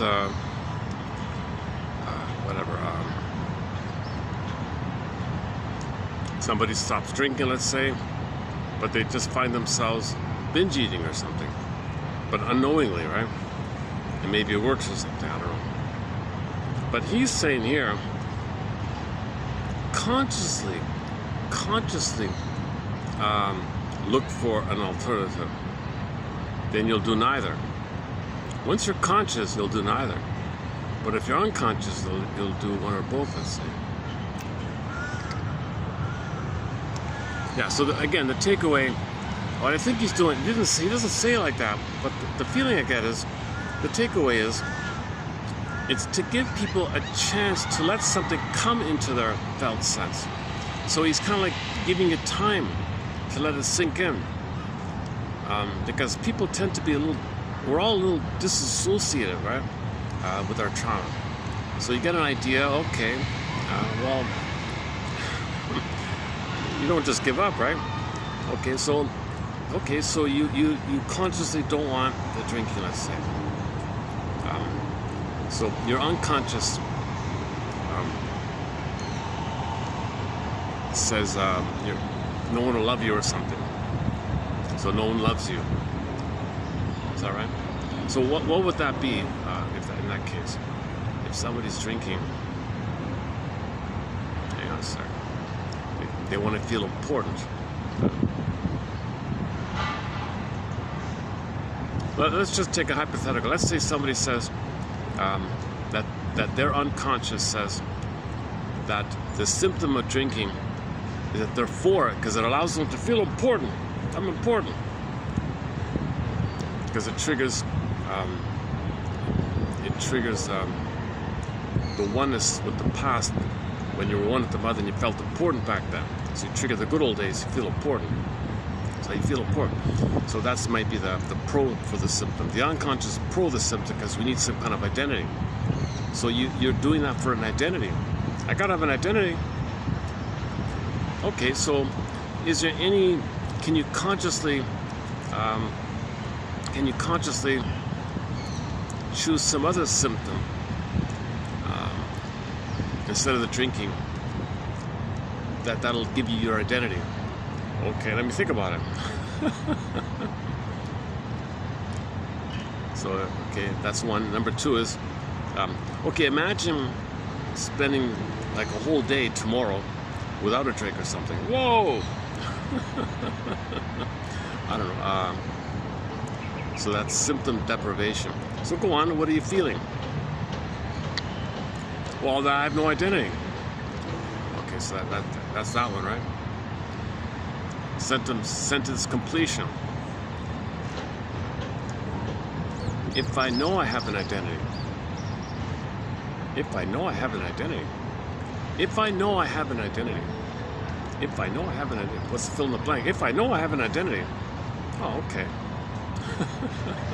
So maybe those three things: sentence completion, symptom deprivation, and symptom swapping or something, seems to do some grinding to give you a little time or something to get it up into your conscious awareness, so it can be quote unquote integrated and felt and known. And when it's felt, so you're disassociated. It's in your head. You want to feel it. When you feel it, then you're okay. And his argument was you can do these things because you're not in the nursery.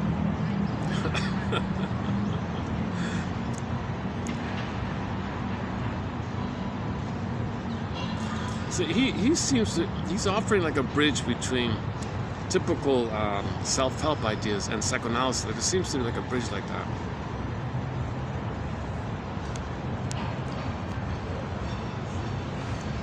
Oh, and the fourth one, he borrowed it from the famous prescribing the symptom. Oh, I see. So when you drink, you get your identity. All right, tomorrow I want you to drink so you can have your identity.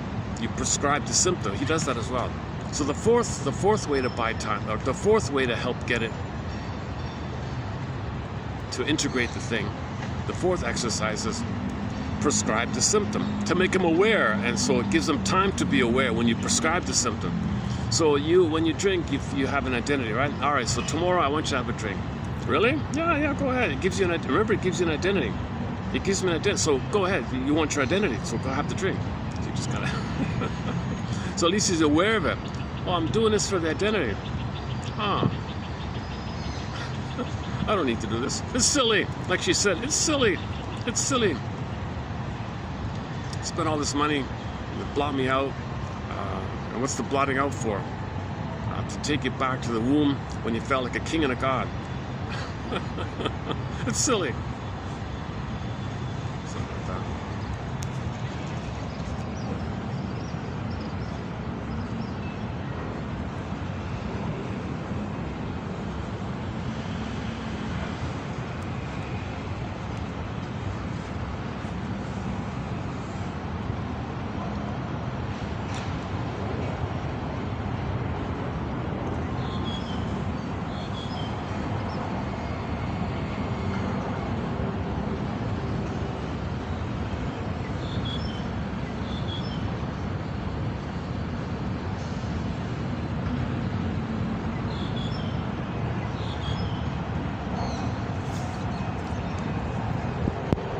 But the hardest part is getting the emotional truth behind the symptom.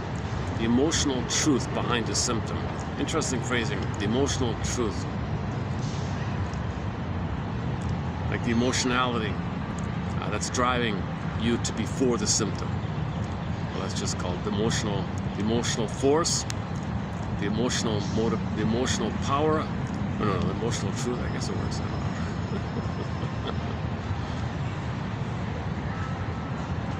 And then the other guy calls it childhood prototypes, maps. That makes it clear that you're.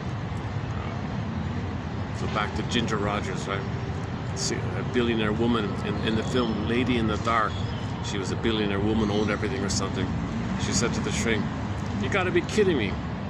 I've climbed the top of the ladder of success, and I just now realized it's on the wrong wall." She was driven by old childhood needs, that money would give her mother's love in the past. So her symptom was to not love or trust, not enjoy or anything, just be manic. And her unconscious was for that symptom.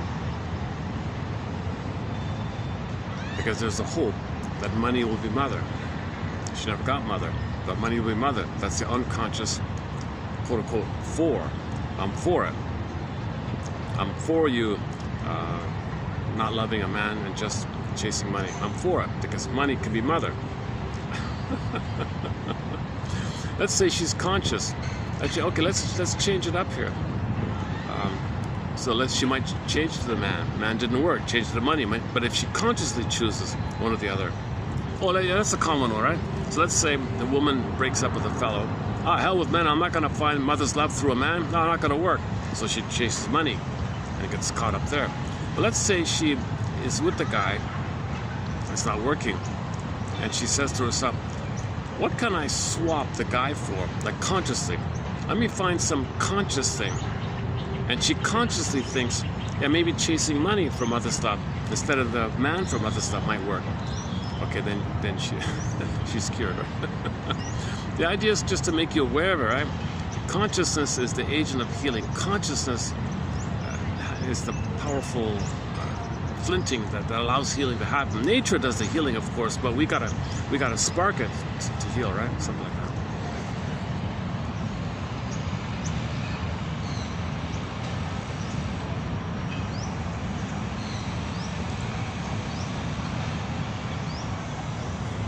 Okay, disclaimer, lots of irony here. I have not been analyzed. I'm not a shrink, counselor, professor, never studied psychology, but I'm immensely interested in the topic. So I'm trying to learn this stuff myself. I'm trying to self-teach this stuff myself. First, back to Dan McCafferty. First chance I get, play his cover of Joni Mitchell's song, "This Flight Tonight." I'll be on this flight tonight to do a full analysis and maybe see one of these specialists in this area. I don't know.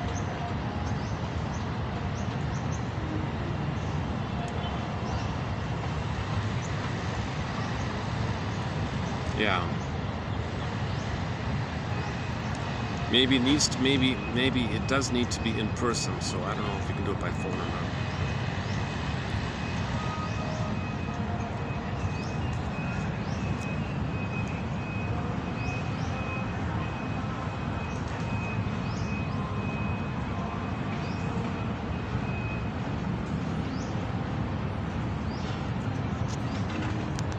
Okay, let me finish the book and I'll follow up on this point here. He's got a trilogy. He's got 3 books, I noticed. So he's got 3 books altogether. So when I finish the 3 books, I'll to be updated. Just found them yesterday. I wish I had some more fresh material to discuss because the setting is good here. Got a breeze here.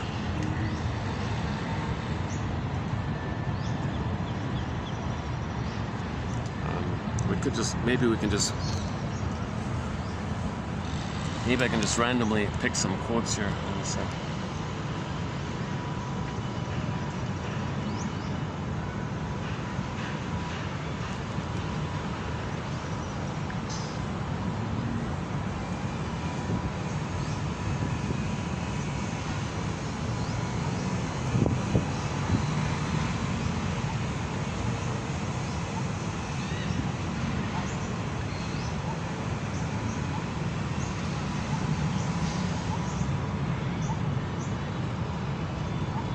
You were too small to manage your hurts, so you closed your heart and stayed in your head to avoid the pain. It's all you knew.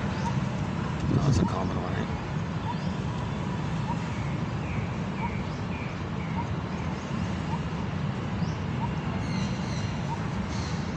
Art is the medium in which emotion is expressed. Nothing reveals more about the inner life of people than their art. Grief wears many masks. All unhappiness is about loss. All therapy is about remembering well. The truth I've always wanted to tell is... here's another fill in the blanker. Yeah, okay, try this one. The truth I've always wanted to tell is... Let's see. Grief wears many masks. All unhappiness is about loss. So the biggest loss, of course, is the mother. She died at birth. From the baby's perception, the good mother died at birth. The real mother's still there. We don't mean like the physical, actual mother, but the quality of the mothering, the good quality of the good mother, that stuff died. And the mother was not meeting the baby's needs. So from the baby's perception, he doesn't know what it is, but he knows his rage, which is the monster. And that's his mother, in effect. That's what he's dealing with. So it's a huge loss. That's why the common motif in myths and fairy tales, the good mother died at birth. When do you ever hear about a good mother in a fairy tale? That's why the fairy tale's there, because the mother died at birth. And a wicked stepmother is code for this mother.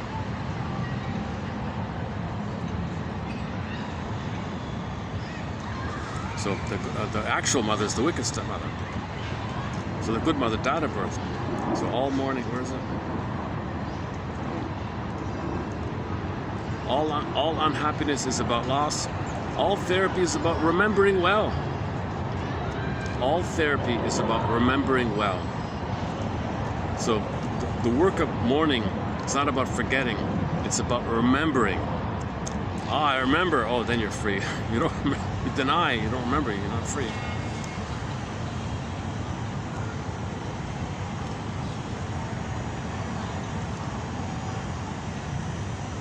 Until a person who has grown up in a dysfunctional home deals with the unavoidable consequences of that upbringing in a very real sense, never leaves home. You suffer to prove your love. Yeah, that's a common one. Addictions equal bond to mother. What kind of parent am I being to myself? Unknown. An unanalyzed dream is like an unread letter.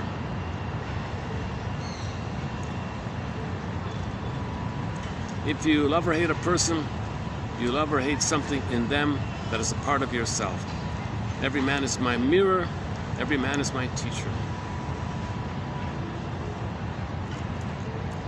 I've learned that even though I have pains, I don't have to be one. Difficulties are there to make us better, not bitter. There are no controversies, only different levels of understanding.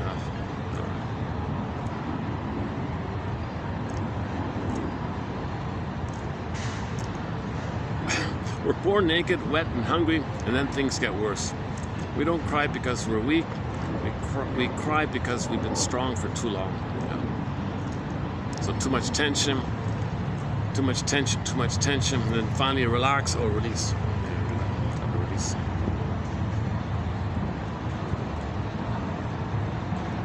Okay, we got some.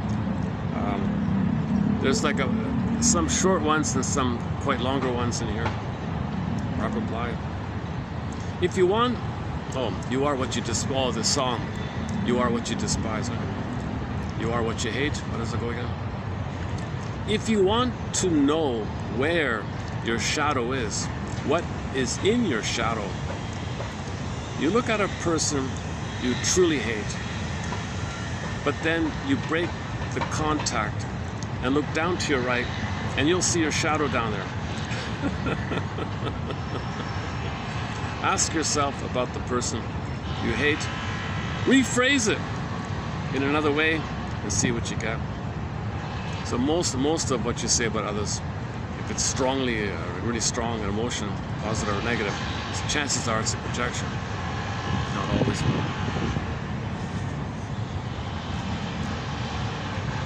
Drop reply. Yeah.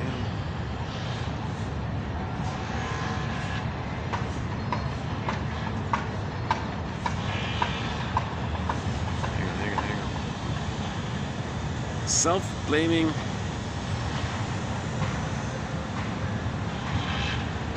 Now, self-blaming statements serve to keep us locked into the very situation we find intolerable.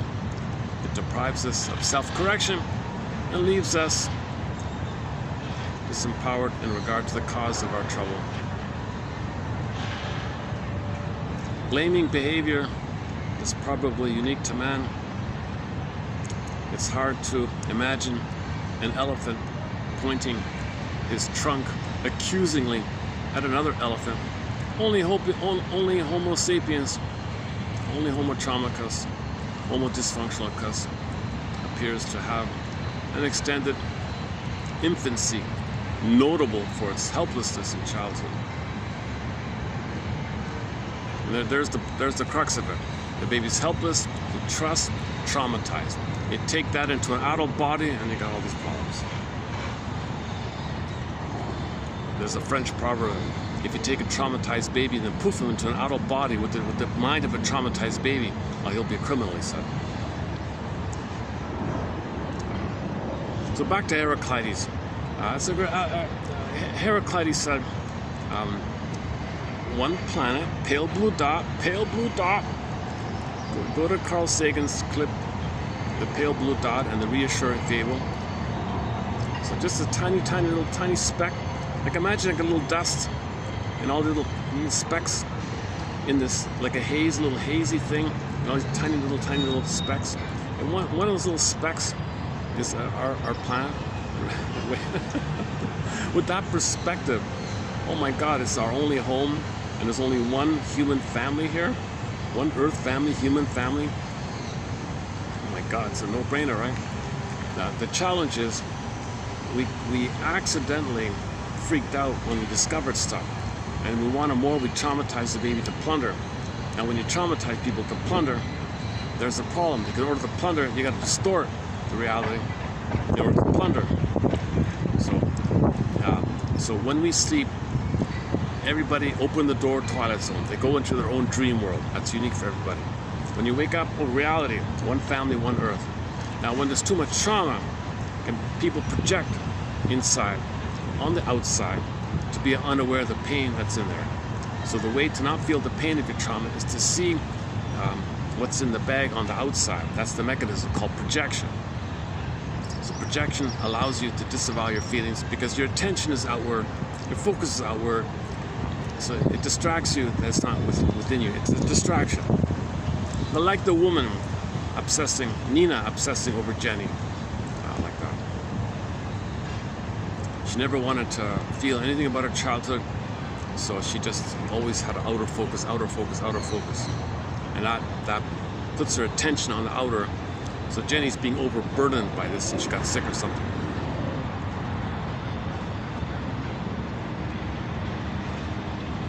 Okay, so so that's the hope is the reality that we can see and appreciate the pale blue dot, and everyone's unique.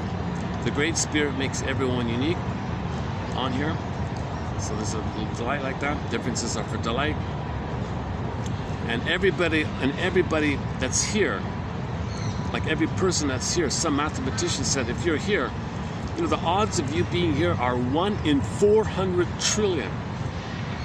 So everybody's chosen, you want to use that word. Everybody's selected. Everybody's valuable. We're all members of the same family, and you're here. You with those odds, I mean, come on, with those odds, 1 in 400 trillion. So we're all like selected by the field, the energy, or whatever you want to call it, the energy. And now we're the only ones that are conscious. So our consciousness means we cooperate in the consciousness of the cooperation of our healthy state with the heart chakra, with the yam. So we would naturally be in harmony with the ecology and the earth, and we would love our home because Mother loved us. So we would love the earth, but if Mother hurt us, we hate the earth, and we grab from the earth because we're entitled to get from the Mother, get from the planet, and the waste elimination didn't get to the placenta because the cords were moved, so we dump on planet placenta, pollute, because the cycling was broken, so we're messed up. Home trauma cause. So the trauma makes us repeat and project and displace and project, and so that's the confusion like that. So but the innate drive for healing is consciousness. Build consciousness and we'll heal.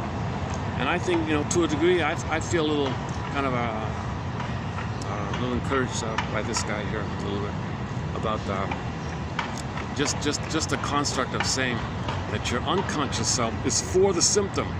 Just that idea. Imagine inside of you, your double self, your secret self, your shadow self, the one who walks with you, who's not like you, who is you. Someone's living your life, you know nothing about him. Inner child of the past. All the pain that took place in the past. You're on neural circuits, imprints, stencil, whatever you want to call this, these intrapsychic model, whatever. He calls it the childhood map. He calls it the construct. He calls it the prototype, the inner psychic prototype. All that in there is for the symptom, because the symptom is the hope to get Mother's love in the past. It's the hope to be safe. It's the hope to develop. It's the hope to be autonomous. It's hope to be yourself. There's a huge like for. If the symptom keeps you that hope, if the symptom maintains that hope for you, you're for the symptom from the unconscious point of view. Now it's counterproductive because using cookie as mother, you're gonna get sick. But you're for the hope to get Mother's love, so you get sick. So consciously, I'm getting sicker. I don't want all these cookies. But what's stronger, once again, the conscious or the unconscious? So just be aware of the two, the pro side and the anti side. Just be aware of the two, and like today's exercise, use those 4 steps or 4 mix and match methods to allow you the felt sense of this. And your consciousness, it clicks into consciousness when you give yourself some time. So what Ecker's doing, I think, here is just giving you a little time. Giving a little time. So he writes these cards out. Here, read the card, and then when you're going to smother Jenny, read the card. Oh, by smothering Jenny, what did I avoid or something? What was it again? By smothering Jenny, what benefit did I get? Or why did I go again? I forgot already. Where's that Jenny one again? Was it 14 or 15? Hang on a sec. Where was it? It was 14, yeah. How'd it go again?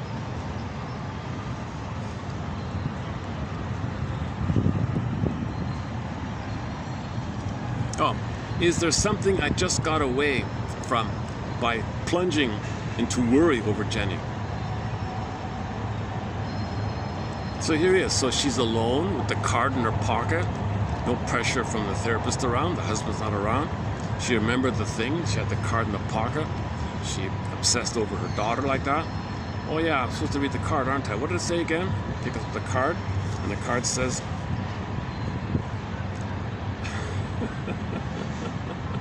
is there something I just got away from? Is there something I just escaped?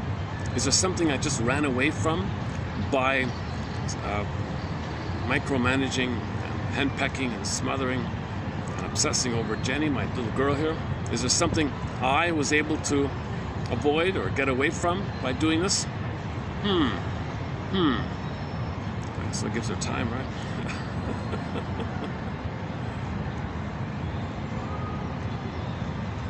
Even the husband said it.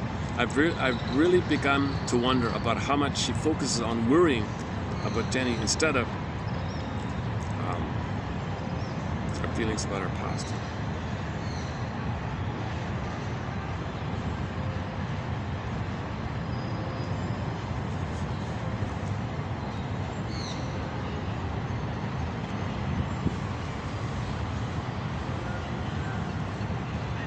Let's say a kid let's say a kid moves to a new home or something, just arrives, doesn't know anybody, right? So he's kind of like in that stage of unknownness. Will he make friends or not? And then the bullies come in or something. So he had no experience or chance to make normal friends. The bullies came in, right? So later in life, maybe there's this fear of trusting anybody because the memories of the bully. Right? But the underlying is he didn't know what his life would be in this new place. Let's say. So it's a kind of a layered thing. You gotta when something's blocked, you gotta go one step down a little bit.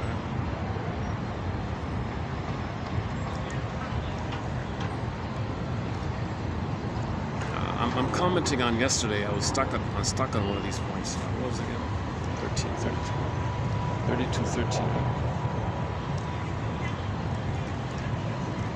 Wherever I go, I find a poet has been there before me.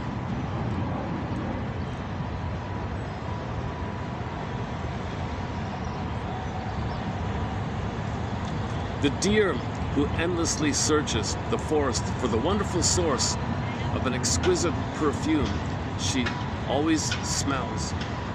A deer who endlessly searches the forest for the wonderful source of an exquisite perfume she always smells, and in the end finally discovers that the wonderful source is herself. It is a characteristic of therapy to discover, quote, "It is I who create the very experience I thought was happening to me, and I who can transform it." The emotional truth of the symptom.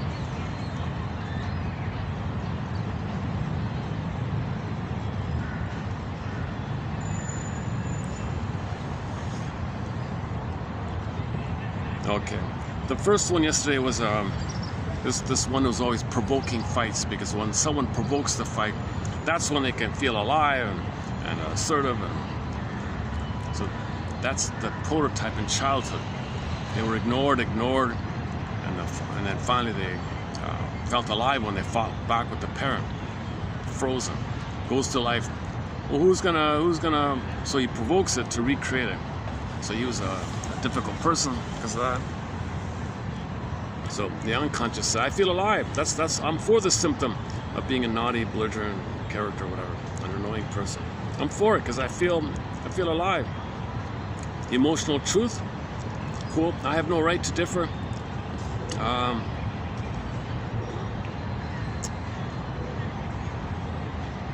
I have no right to differ with my. So the child had no chance to say no or something, right? I had no right to my needs and feelings with my parents. I had no right to speak up for my wants and needs. The only time I was able to maybe at some point say, no, I want something or whatever, is when the parents were really punishing me or something. So I now imprint, okay, childhood map. He provokes this, so he can then say, I have a right, I have a need, I have a feeling.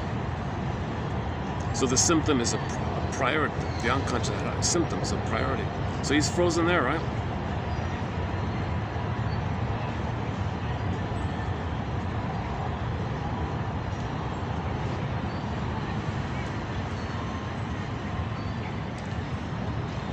Okay. And the second one was the couple would get along for a couple of days, and then provoke a fight. They don't know why. Why are they doing this? They'd be okay, things are quiet, and then they'd fight for a few days, and then it would cycle around. Well, it turns out both of them thought that when things were quiet, that the other one was controlling them, that they were each passive, being controlled by the other. They freaked out on how to fight for their autonomy. They didn't know this. So they were fighting for their autonomy. They were fighting to not be controlled by the other. And they both thought that. When that was brought to their attention via these exercises, they looked at each other quizzically. They had this look at it, they said, and they got along with each other. They stopped fighting. So they stopped fighting once they knew why they were fighting. Okay, their respective unconscious was pro the symptom of fighting, because the emotional truth was, from the unconscious point of view, the parent controlled them, the unconscious. But the partner in the present is not your parent in the past. But your emotionality doesn't know it. Your unconscious doesn't know it. When your conscious knows it, then you're free. When the conscious is there, when the conscious is there, you're free. Like you don't have to. It's okay, unconscious. We're not in the nursery. This is my partner. We're in the present here. That was the second. The third. Oh, the third one was the weight one.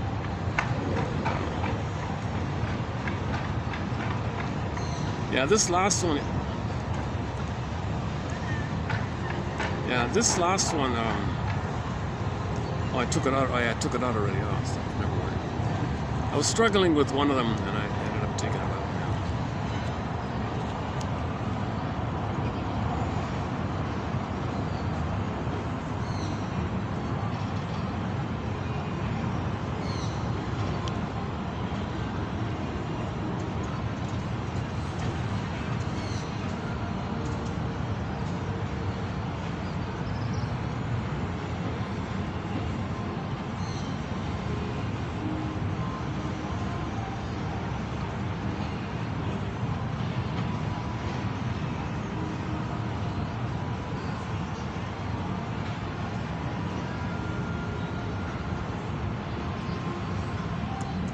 Well, here's a recent one. Yeah, the camel one. The camel never sees his own hump, but that of his brother is always before his eyes. That's a 10,000-year-old Nubian proverb on projection. The camel can see the hump on the camel in front of him, so he can see the other person's blind spots. But we don't see our own blind spots, basically. So you can, like I have blind spots. Somebody watching this might say, oh, I see this guy's blind spots, but I don't see it. I don't see my hump. You see my hump. We're all camels.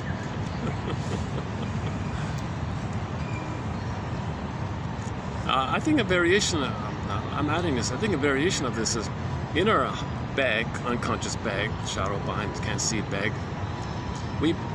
to know what's in there, we say onto others as projection. So we say they have it, but it's really from us, it's projector, right? There's two parts to it. And then the Aesop, we all have two bags, one behind, one in front, the same idea. Robert Bly extends it with the long bag we drag behind. Blind spots. Another copyrighted song. I tried to play Bruce Springsteen's song called Blind Spot. Copyrighted song.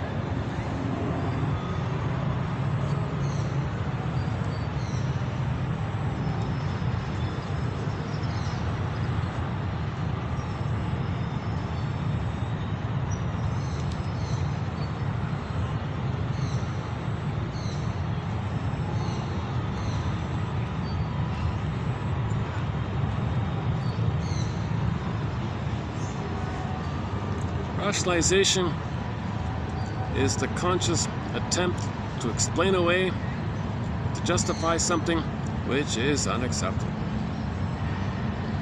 You want to give the appearance of being rational or reasonable, but really you're not, and you don't want to know that. So you cloak it, camouflage, cover rationalization. Confusing term, but kind of stuck with it, I guess.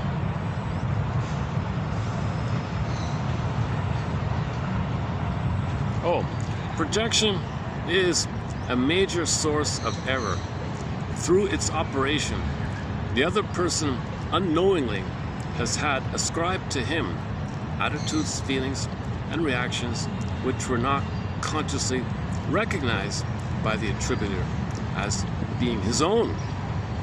The other person thereby becomes a mirror in this unwittingly, in thus unwittingly reflecting back the unconsciously disowned feelings. Yeah, that's Laughlin. That's Laughlin. He calls it a mirror defense again. Projection is a major source of error. Through its operation, the other person unknowingly has had ascribed to him attitudes, feelings, and reactions which were not consciously recognized by the attributor as being his own. This other person thereby becomes a mirror in thus unwittingly reflecting back the consciously disowned feelings. Let's see if this will read out. Hang on a second, let's try this. They got a readout function. Let's see if it reads out.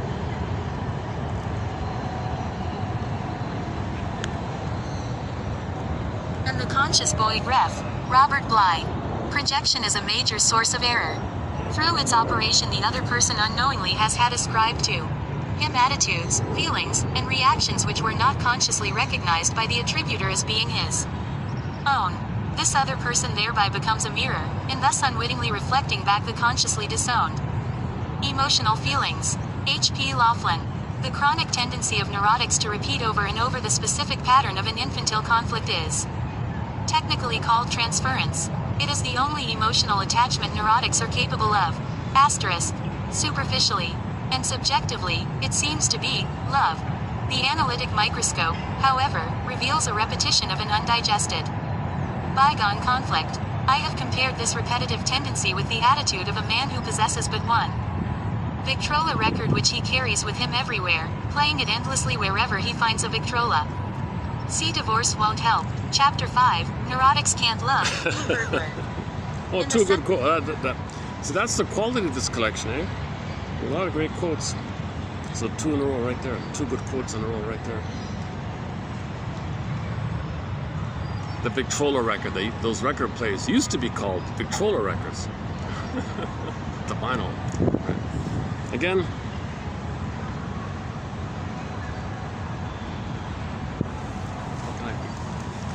can I get it like this? Where can I get the...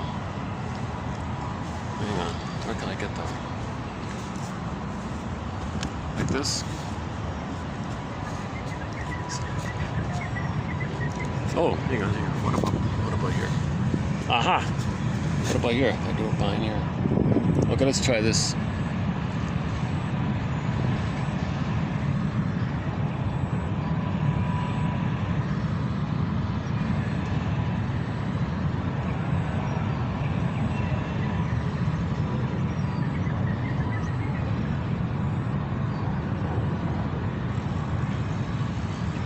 In the second phase of projective identification, the individual who... Oops.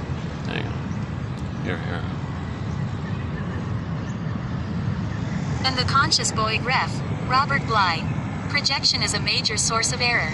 Through its operation, the other person unknowingly has had ascribed to him attitudes, feelings, and reactions which were not consciously recognized by the attributor as being his own. This other person thereby becomes a mirror, and thus unwittingly reflecting back the consciously disowned emotional feelings. H.P. Laughlin. The chronic tendency of neurotics to repeat over and over the specific pattern of an infantile conflict is technically called transference. It is the only emotional attachment neurotics are capable of. Asterisk. Superficially and subjectively, it seems to be love.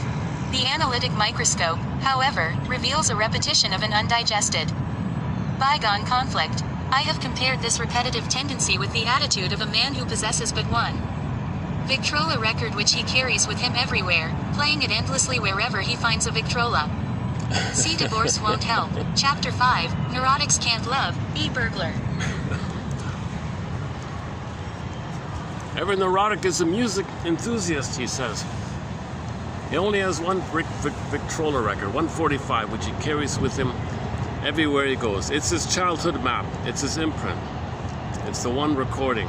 The cry for love rejected. The same thing that happened. He carries the same thing that happened again. He carries the recording everywhere he goes. Every time he sees a turntable with never-ending fiery arteries, the compulsion to repeat, he reels off, he spins off, he plays his one and only tune, hoping for a better past. Because there's no time there, so he just keeps. So the present is just, so the Victrola is a metaphor for new situation in the present. Oh, new situation in the present. Okay, reel off the thing, reel off the recording. Same script, different cast. Same script, just different environment, different place, different people. And Berger says, in that book, Divorce Won't Help. You know, so you think that by leaving your mate, you're going to leave your inner conflicts? Oh no, your inner conflicts will faithfully follow you into the next relationship. Just like that deer, you know, looking around for the smell. He was carrying it the whole time. Yeah. Man, oh man, those are two great quotes. Eh? Lachlan and Berger, two of our heavyweights here. Lachlan's underappreciated. He was a little bit well known in the 60s. We have a few of his quotes. Yeah, we have a good batch of his quotes. Lachlan, H.P. Lachlan. The two books. One is called Mental Mechanisms. He means defense mechanisms. He kind of did it in a very laborious, formal way like that, but it's 90% of it can be distilled to 10%. And the other one was also good, called The Neuroses, back in the early 60s, 50s and 60s. So he's got some good definitions there, you know. Projection is a major source of error. Through its operation, the other person unknowingly has had ascribed to him attitudes, feelings, and reactions which were not consciously recognized by the attributor as... Oh, somebody's here. Oh. I'll talk about shadow. It's just the kids nearby. All right. Projection is a major source of error. Through its operation, the other person unknowingly has had ascribed to him attitudes, feelings, and reactions which are not consciously recognized by the attributor as being his own. That's the nature of it. That's why you're doing it, because you can't admit it. This other person thereby becomes a mirror in thus unwittingly reflecting back the consciously disowned emotional feelings.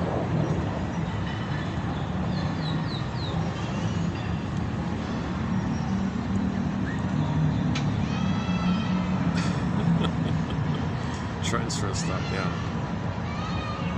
Again, let's see. And the conscious boy ref, Robert Bly. Projection is a major source of error. Through its operation, the other person unknowingly has had ascribed to him attitudes, feelings, and reactions which were not consciously recognized by the attributor as being his own. This other person thereby becomes a mirror, in thus unwittingly reflecting back the consciously disowned emotional feelings. H.P. Laughlin. The chronic tendency of neurotics to repeat over and over the specific pattern of an infantile conflict is technically called transference. It is the only emotional attachment neurotics are capable of. Asterisk.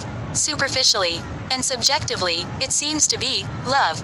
The analytic microscope, however, reveals a repetition of an undigested bygone conflict. I have compared this repetitive tendency with the attitude of a man who possesses but one Victrola record which he carries with him everywhere, playing it endlessly wherever he finds a Victrola. See Divorce Won't Help. Chapter 5. Good Neurotics book. Can't Love. Good book, Divorce Won't Help.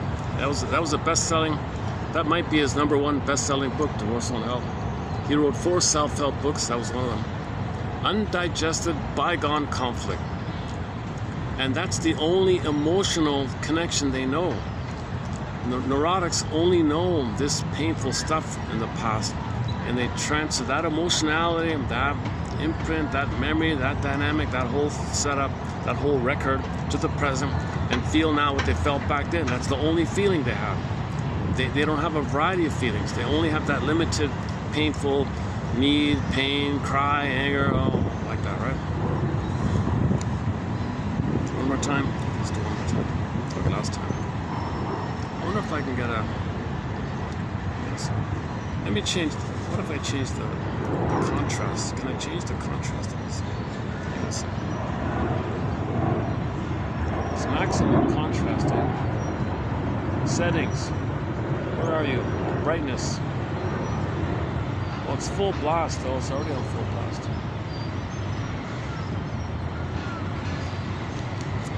Well, it's already on the maximum. Let's try one more time.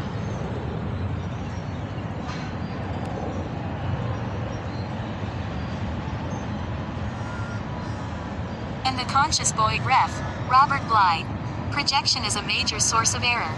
Through its operation, the other person unknowingly has had ascribed to him attitudes, feelings, and reactions which were not consciously recognized by the attributor as being his own. This other person thereby becomes a mirror, and thus unwittingly reflecting back the consciously disowned emotional feelings. H.P. Laughlin. The chronic tendency of neurotics to repeat over and over the specific pattern of an infantile conflict is technically called transference. It is the only emotional attachment neurotics are capable of. Asterisk. Superficially and subjectively, it seems to be love. The analytic microscope, however, reveals a repetition of an undigested bygone conflict. I have compared this repetitive tendency with the attitude of a man who possesses but one Victrola record which he carries with him everywhere, playing it endlessly wherever he finds a Victrola. See Divorce Won't Help, Chapter 5, Neurotics Can't Love, E-Burglar. In the second phase of projective identification. Oh, the book is called Divorce Won't Help, Chapter 5, Neurotics Can't Love You. See, the only emotional thing they know. So think about like the bully stuff, right? So moving towards, away, against, or the sneak around, passive-aggressive against, the 4 styles, right? So Karen Horai, move towards. So the emotionality of the move, like we talk about the clinger and the pleaser. So the only emotion they know is please love me, let me try harder, Mr. Nice Guy stuff. That's all they know, right? So that's a little bit hopeful like that. If the child's too pained by this hope, he withdraws, flee, flight, schizoid, avoid him, do not disturb sign, detach. There's the passive detach and the active detach. But the emotionality is, if you leave me alone, I'm safe. Get a little close, I feel engulfed. Too far, I don't want to go too far, I feel abandoned. So but give me a comfortable distance. So they don't connect like that. That's the emotionality. Leave me alone, I don't want to connect. Keep a distance. Pleasers, begging, pleasing. Okay. The against, the only emotionality they have is the rageful, vindictive, hostile, arrogant, gimme, demand, you know. That's the only emotion they have in the relationship. The pleasure might be the smoking and the drinking from the positive side. And then the sneak around one, Iago, the passive-aggressive bully. If they can't be a bully, and that's crushed, and the passive-aggressive bully, they feel this, you're entering that kind of area, right? This is the giddy, sneaky stuff where they spread rumors around against others and use others as overt proxies of others being bullies on their behalf, and they're voyeuristic and they vicariously delight in I don't know, getting the bullies to do their things for them, and they sit back and have this little sneaky and kind of laugh like that or whatever it is. Iago. So the passive-aggressive bully is afraid to be overtly bullied. Right? So they do their aggression in sneaky ways, usually spreading rumors and setting things up to cause problems and letting things escalate on purpose. It's very covert things they're doing, and they're seen as good. Like people look, oh, look how nice they are, look how sweet. No, you know.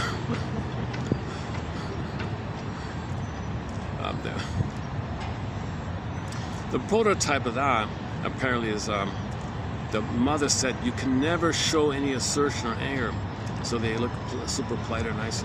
The image is the soft down pillow filled with thorns or something. It's similar. There's a milder version of it called the passive-aggressive narcissist, but the passive-aggressive bully, it's much more. The passive-aggressive narcissist just wants to be admired and all that, seen as important. But the passive-aggressive bully, it's envious and destructive like that, controlling and destructive. Actually, the bully has the hope to get. The passive-aggressive just has envy. If there is a difference between an over-bully and the passive-aggressive bully, it might be the greed and envy. Sometimes someone called it a grenvy. They're kind of together, actually. But the bully maybe leans more on the greed, and the Iago leans more on the envy. But they both have both, called grenvy. They're very grenvious characters. So that's the only emotion they know, right? With those 4. We're talking about disorders of the self, trauma before the psychological birth. If it's before 18 months, again, it'll be one of the very narcissistic types, not just the exhibitionistic one or the devaluing one or the Don Juan one. It could be passive-aggressive narcissism, waif narcissism, clinging mind narcissism, idealizing narcissism, or the closet narcissism, or the voyeuristic narcissism. And you got a few other kind of, or the codependent narcissism. It's kind of like the clinging one, right? And then the bully and the passive-aggressive bully.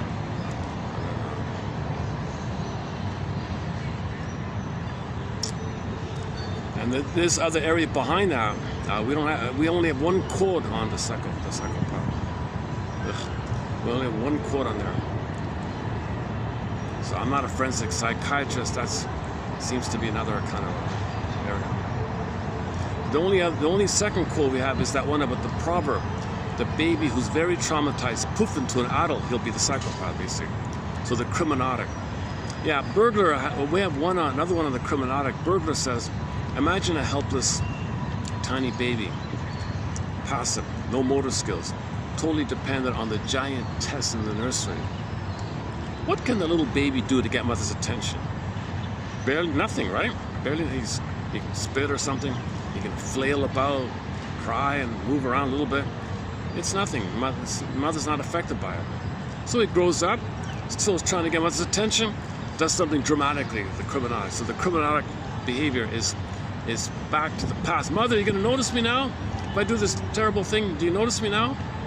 So all anger is a cry for love. So the criminalic is crying for love also. Society doesn't. So of course, society doesn't accept it, but cause disorder. But that's how disordered the child is. He's just flailing about. The criminal's flailing about, right? The baby's flailing about. Mother, aren't you gonna respond to me? I'm doing everything I can. I'm screaming, spitting, doing all this stuff. What the hell? Because he's flailing about. So he grows up, he's flailing about. It's all the crime stuff, the violence, everything like that. So yeah, check out Burglar. Yeah, back to Burglar. I'll look up in our collection the criminalic mechanism of criminosis, he called it. Burglar. A lot of great quotes by Burglar. There's just that one there I just mentioned, and the one about the Victrola, also by Burglar. He's really our main author here. Burglar, Masterson, Janoff, Karen Hornite, and many others.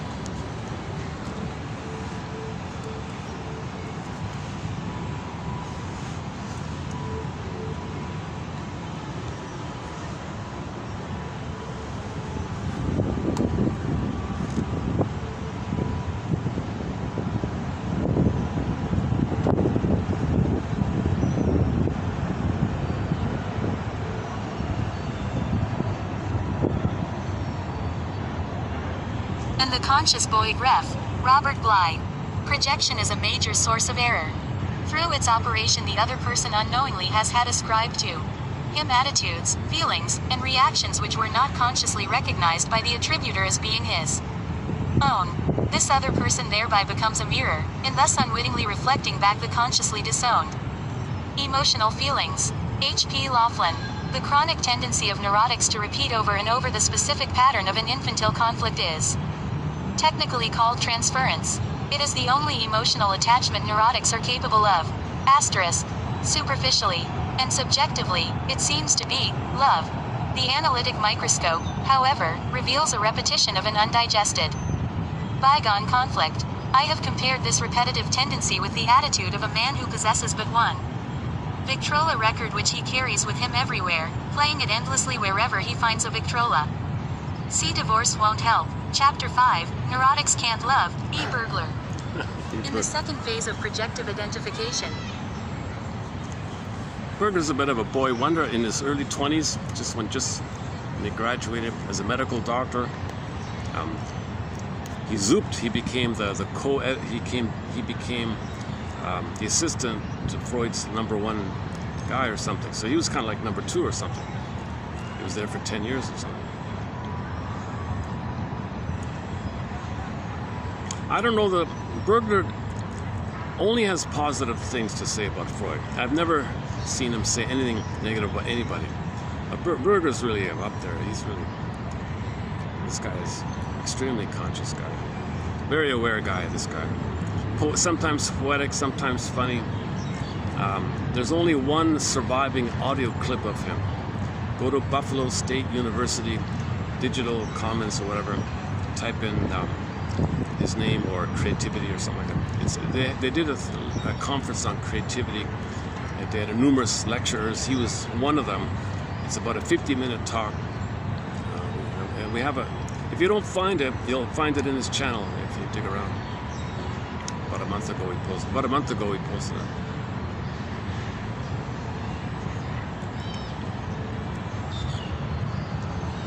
He talks about sublimation and psychic masochism, things like that. He's warm-hearted, he's funny, he's got the typical stereotypical accent. Yeah, the German accent, right?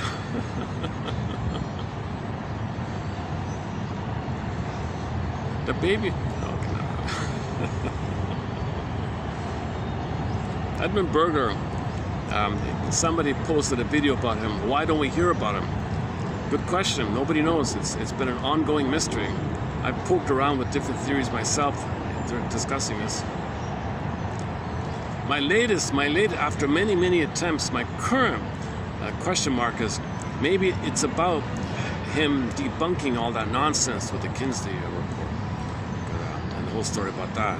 Oh my God, that's probably it. I thought at that time no one cared about that topic too much, but maybe they did. I didn't know the background about that thing, but if you want it all spelled out, read his article on that thing. I thought it was maybe something about insulting the advertising people or propaganda people or something. He didn't really, but at one point he said, "Man, oh man, people in advertising and propaganda companies, advertising, that whole industry, man, oh man, are they filled with contempt, these people." Whoa, that's the most emotional thing I've seen him say. I thought, oh, there it is, bing, bing, bing. Maybe they shadow banned him or something. I don't know. He had long lineups. Everyone wanted to see him. He was the #1 guy. He was the go-to guy, something like that. Passed away in 1962, I think. Is that right? 1960, maybe 1960. Most of his writing was done in the 40s and 50s. 24 books, 300 articles. The #1 most prolific author of psychoanalysis, direct into English. No translation problem. Direct into English. So he's a little poetic and comedic. He quotes Mark Twain and all the famous people. And he'll quote from sources that you might not have noticed before.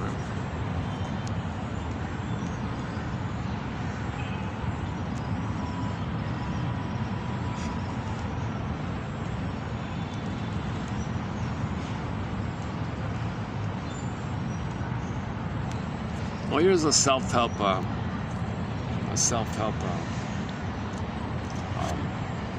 famous self-help guy. "I am nature's greatest miracle. Since the beginning of time, never has there been another with my mind, my heart, my eyes, my ears, my hands, my hair, my mouth. None that came before, none that live today, and none that come tomorrow can walk and talk and move and think exactly like me. All men are my brothers, yet I am different from each. I'm unique."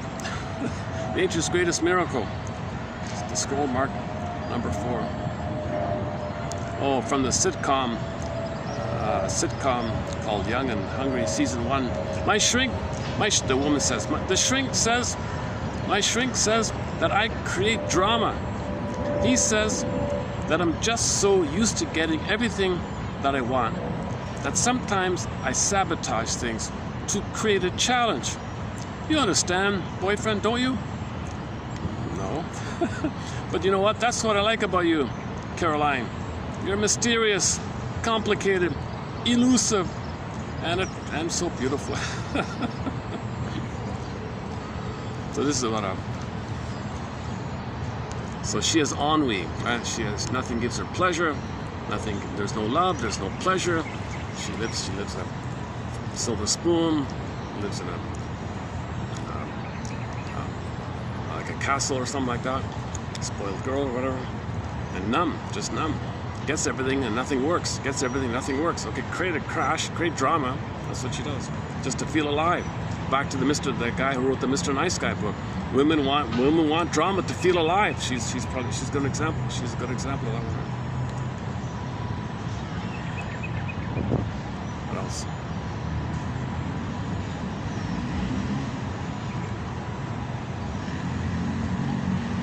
Some mothers do either or on the children.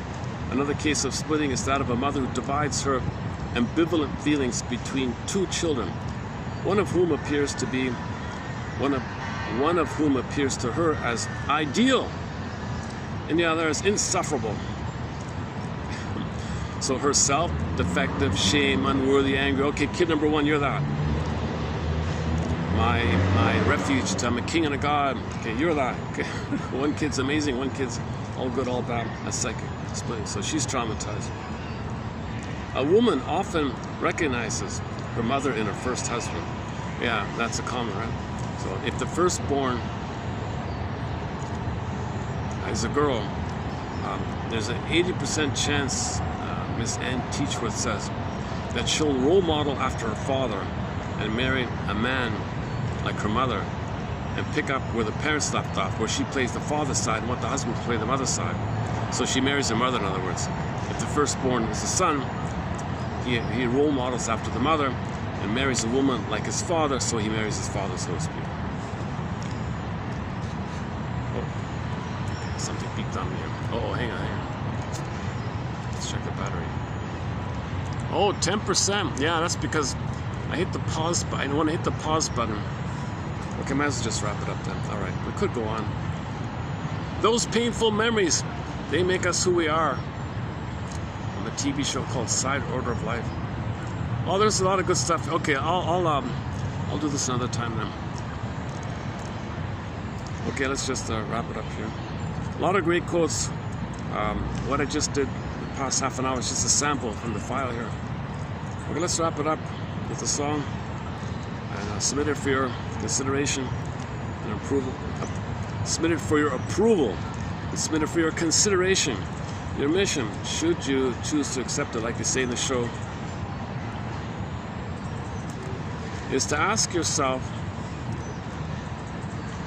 search for how in the unconscious, that your unconscious self, double self, secret self, hidden self, that your unconscious self is for or pro your symptom that you consciously don't want. You consciously don't want the dysfunctional thing you're doing. But think about how your unconscious self says, no, I like it, I want it, I'm for it. Consciously, we're against it. Wait a minute. So can you identify how your unconscious self is for it, saying I'm pro it. I'm pro the symptom.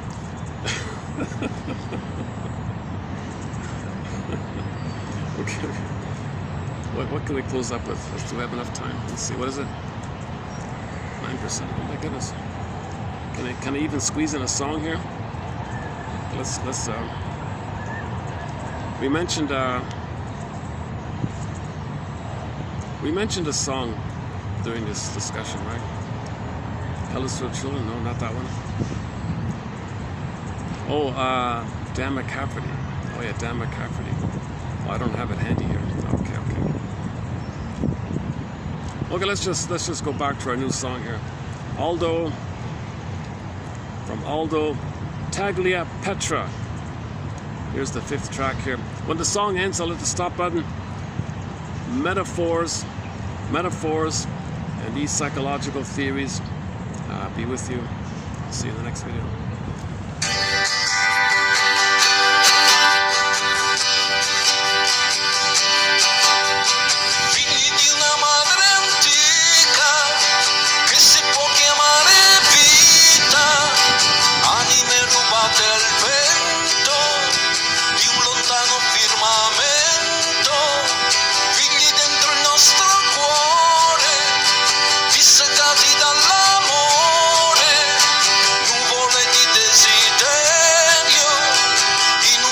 Imaginal